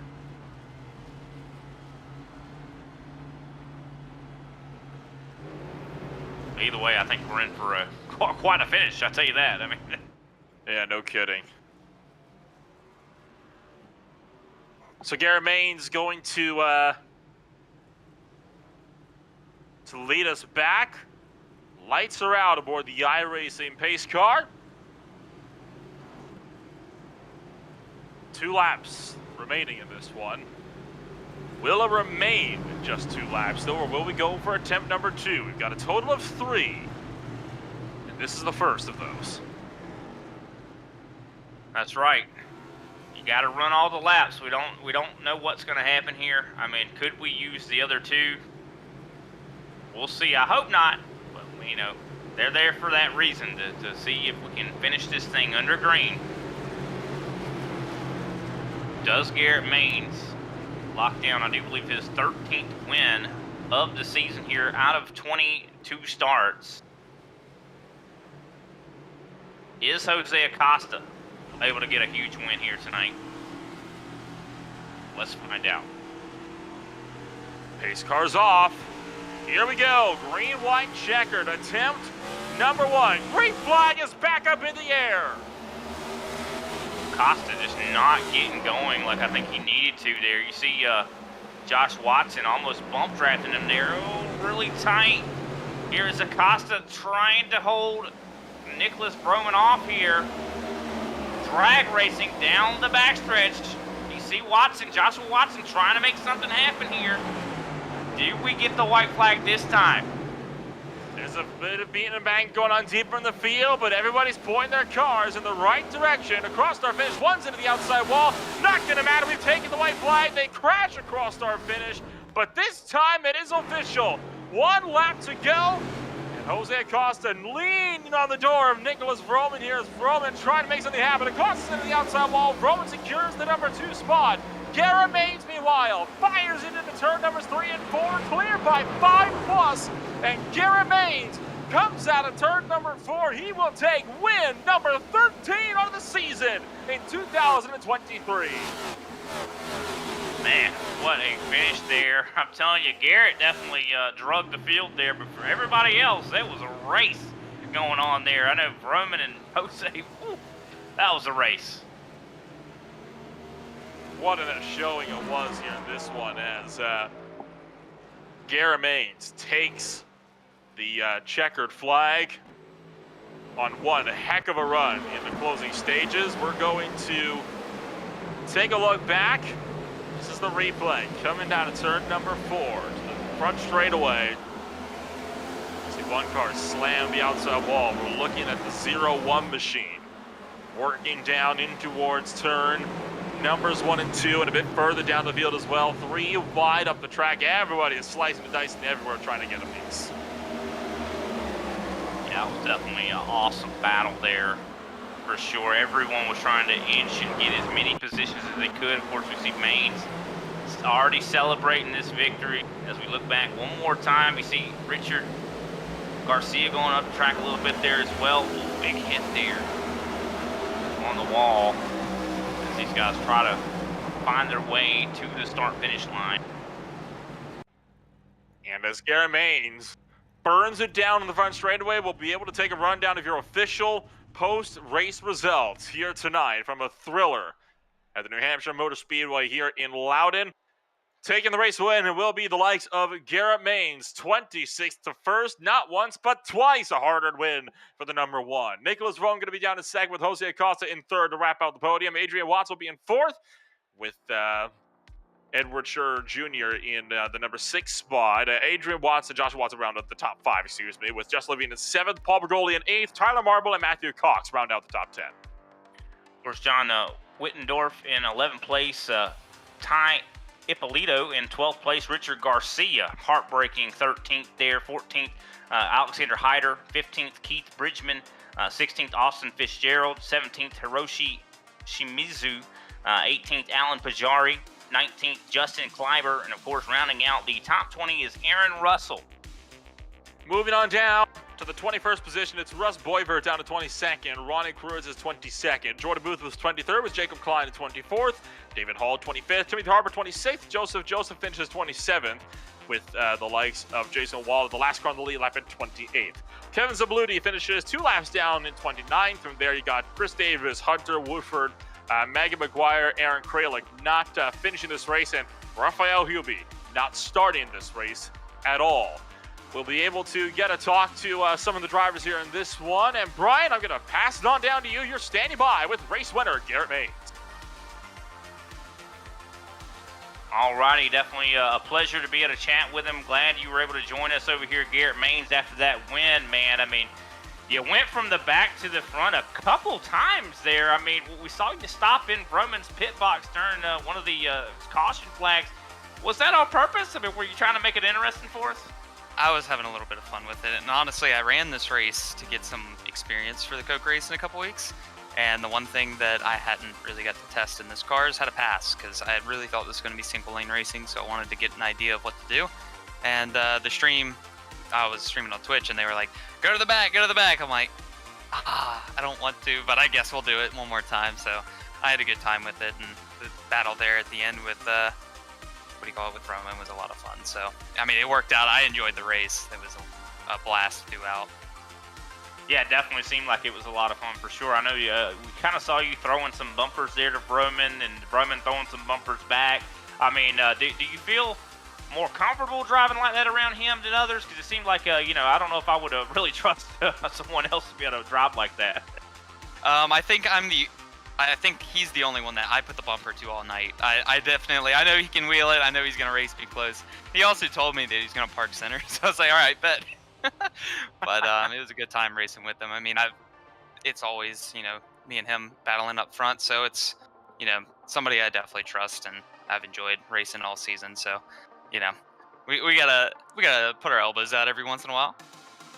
Well, definitely a well-earned win. You definitely put on quite a show out there for all your fans and all the audience out there watching Grid Vision. Of course, next week we're going to be heading to Pocono. How do you feel about that racetrack? Do we expect to see you in Friday's competition? I don't know if I'll be here on Friday. It's tough for me because I'm not normally home on Friday nights, but this is the first time in a long time I have been. So I was like, shoot, I guess I'm running. But I'm glad to hear you guys are broadcasting these now. I normally run on Wednesday nights, but maybe I'll be able to make it out to a few more Friday night races and see if we can throw down. Pocono's a pretty fun track, but I don't know. I might be able to run both. We'll see. All right. Hopefully we'll see you. We definitely are hoping to see you, Garrett. You put on a fantastic show out there. It's always a pleasure to talk to you. Anybody we can give a shout out to after your big win here tonight in the Top Split NIS? Yeah, absolutely. You got to give a huge shout out to Ryko there. That setup was a rocket tonight, as always. Got to thank Cover Seal, Bucked Up, MCU Body, Linux, and all the guys that have helped in the Coke Series this year. And hopefully we'll have a good piece for New Hampshire. This is what we were practicing for tonight. So, we're kind of in a must-win for the following race coming up, and this was good practice. So, see what happens. Yeah, you definitely had a lot of competition out here, but I don't know if it's the same level of competition that you're going to face there in the, of course, Coke Series. But we wish you the best of luck, Garrett. Thank you for your time, and hope you have a great night, brother. Appreciate it. Thanks, guys. You too.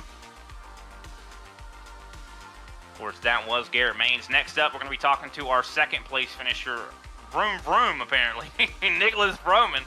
Fantastic performance from you as well. I know we were kind of, I'd say, doubting you at the end a little bit there with that two-tire decision. Me and Nolan were both like, I don't know if this is really going to work. I mean, I haven't seen a lot of two-tire stops work at a track like New Hampshire. Did you know that was going to work? Man, that's the second week y'all doubted me. But well, I wasn't here, so you can't blame me. I had an idea that would work for a little bit, and it was really the only call I had to chance to win, and that's all I was really here for, is winning. So it was the best call for me at the time, and I'm so glad I did it. It was a lot of fun.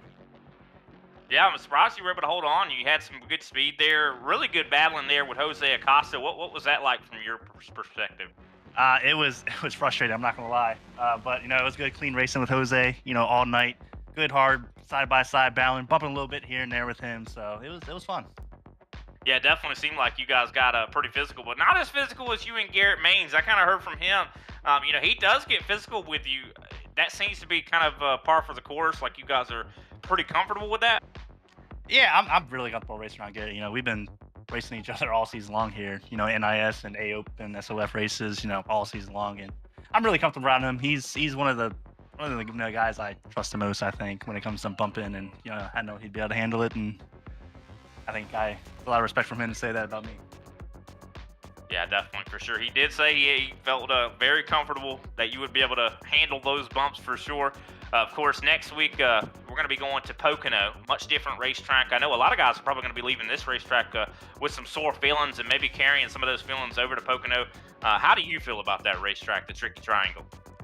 It's one of my better tracks, a lot better than this track. This is probably my worst track. So, even to finish second is huge here. But I feel pretty comfortable with Pocono. High speed, a lot of draft involved. A lot of strategy with that. I think we'll be pretty good going to that week. All right. Well, we definitely look forward to seeing it for sure, and look forward to covering more of this series here on Friday nights. It's definitely been very entertaining, to say the least. Who can give a shout out to, Mr. Nicholas Roman, at the second place finish? Shout out to you guys, man. It's cool to go back and watch this. I'm sure I'm gonna go back tonight and watch it. And shout out to you guys. Shout out to Ryko, man, Ken, all the guys on Ryko put in the work for this A car and every car. Shout out to those guys as well. And shout out to all the guys on track. Like I said, there's a lot of good, clean races with everybody, with Jose, Garrett, and a few other people that were up there during the race. It was a lot of fun. Yeah, definitely was a lot of fun to watch. Well, congratulations again, Nicholas, for starting on the pole, getting your second place finish here tonight. And you definitely led a lot of laps. We'll see you next week at Pocono, and hope you have a great night, brother. Thank you. You too. Alrighty, that was Nicholas Froman, our second place finisher here tonight. Jose Acosta, if you're listening out there, next time if you get a top three, we'd like to talk to you. Of course, you're not available right now, but we're going to take a quick look at the schedule for the future here before we ramp up tonight. And of course, I do want to say, I do believe on the schedule, it is not included, but on Sunday, this coming Sunday, we will be going to New Hampshire, 12:30 p.m. Eastern Standard Time with the Global Racing Truck Series. Of course, after that, Tuesday, we're going to be heading, I do believe, to Eldora and the Champion iRacing Truck Series. Of course, they will be doing some heat racing there for their All-Star race. Wednesday, of course, around 8:30 p.m. Eastern Standard Time, we're going to be heading to Indianapolis Oval in the Xfinity car. Definitely excited for that. Pocono and the iRacing or NASCAR iRacing Series going to be at about 9 p.m. Eastern Standard Time on Friday. And as you can see, we have a lot of other days that are open there for other leagues. Of course, next Sunday, we will be going to Pocono with the Global Racing Truck Series at 12:30 p.m. Eastern Standard Time. So definitely excited to see all these tracks or all these races, and love how this NIS whole thing is turning out. We've seen some really good racing here tonight for sure. I do want to give a big shout out to everybody out there that tunes in and supports us here at Grid Vision. Of course, big shout out to Nolan Rempel for doing all the great work that he has done, and all the guys that even Garrett Maines and Nicholas Froman showing up in our Discord, so we were able to interview them and talk to them and get a little bit of insight into the race. I hope that we can get more of the drivers that participate in Top Split NIS to get in here into the Grid Vision Discord, and of course I'm sure we'll definitely, if you check us out on our social medias, we'll have our Grid Vision Discord on there if you'd like to join and join the action and things like that. We'd love to see you. That's for sure. But on behalf of all of us here at Grid Vision, my name is Brian Britt, Austin Derbyshire down there behind the cameras. I want to give a big shout out to Justin Levine. I know he was on the racetrack, but he's also a big part of the ownership here at Grid Vision. Also Taylor Burris. But with that, we'll see you next time, ladies and gentlemen. This has been the NIS Top Split Series on Grid Vision. Have a great night.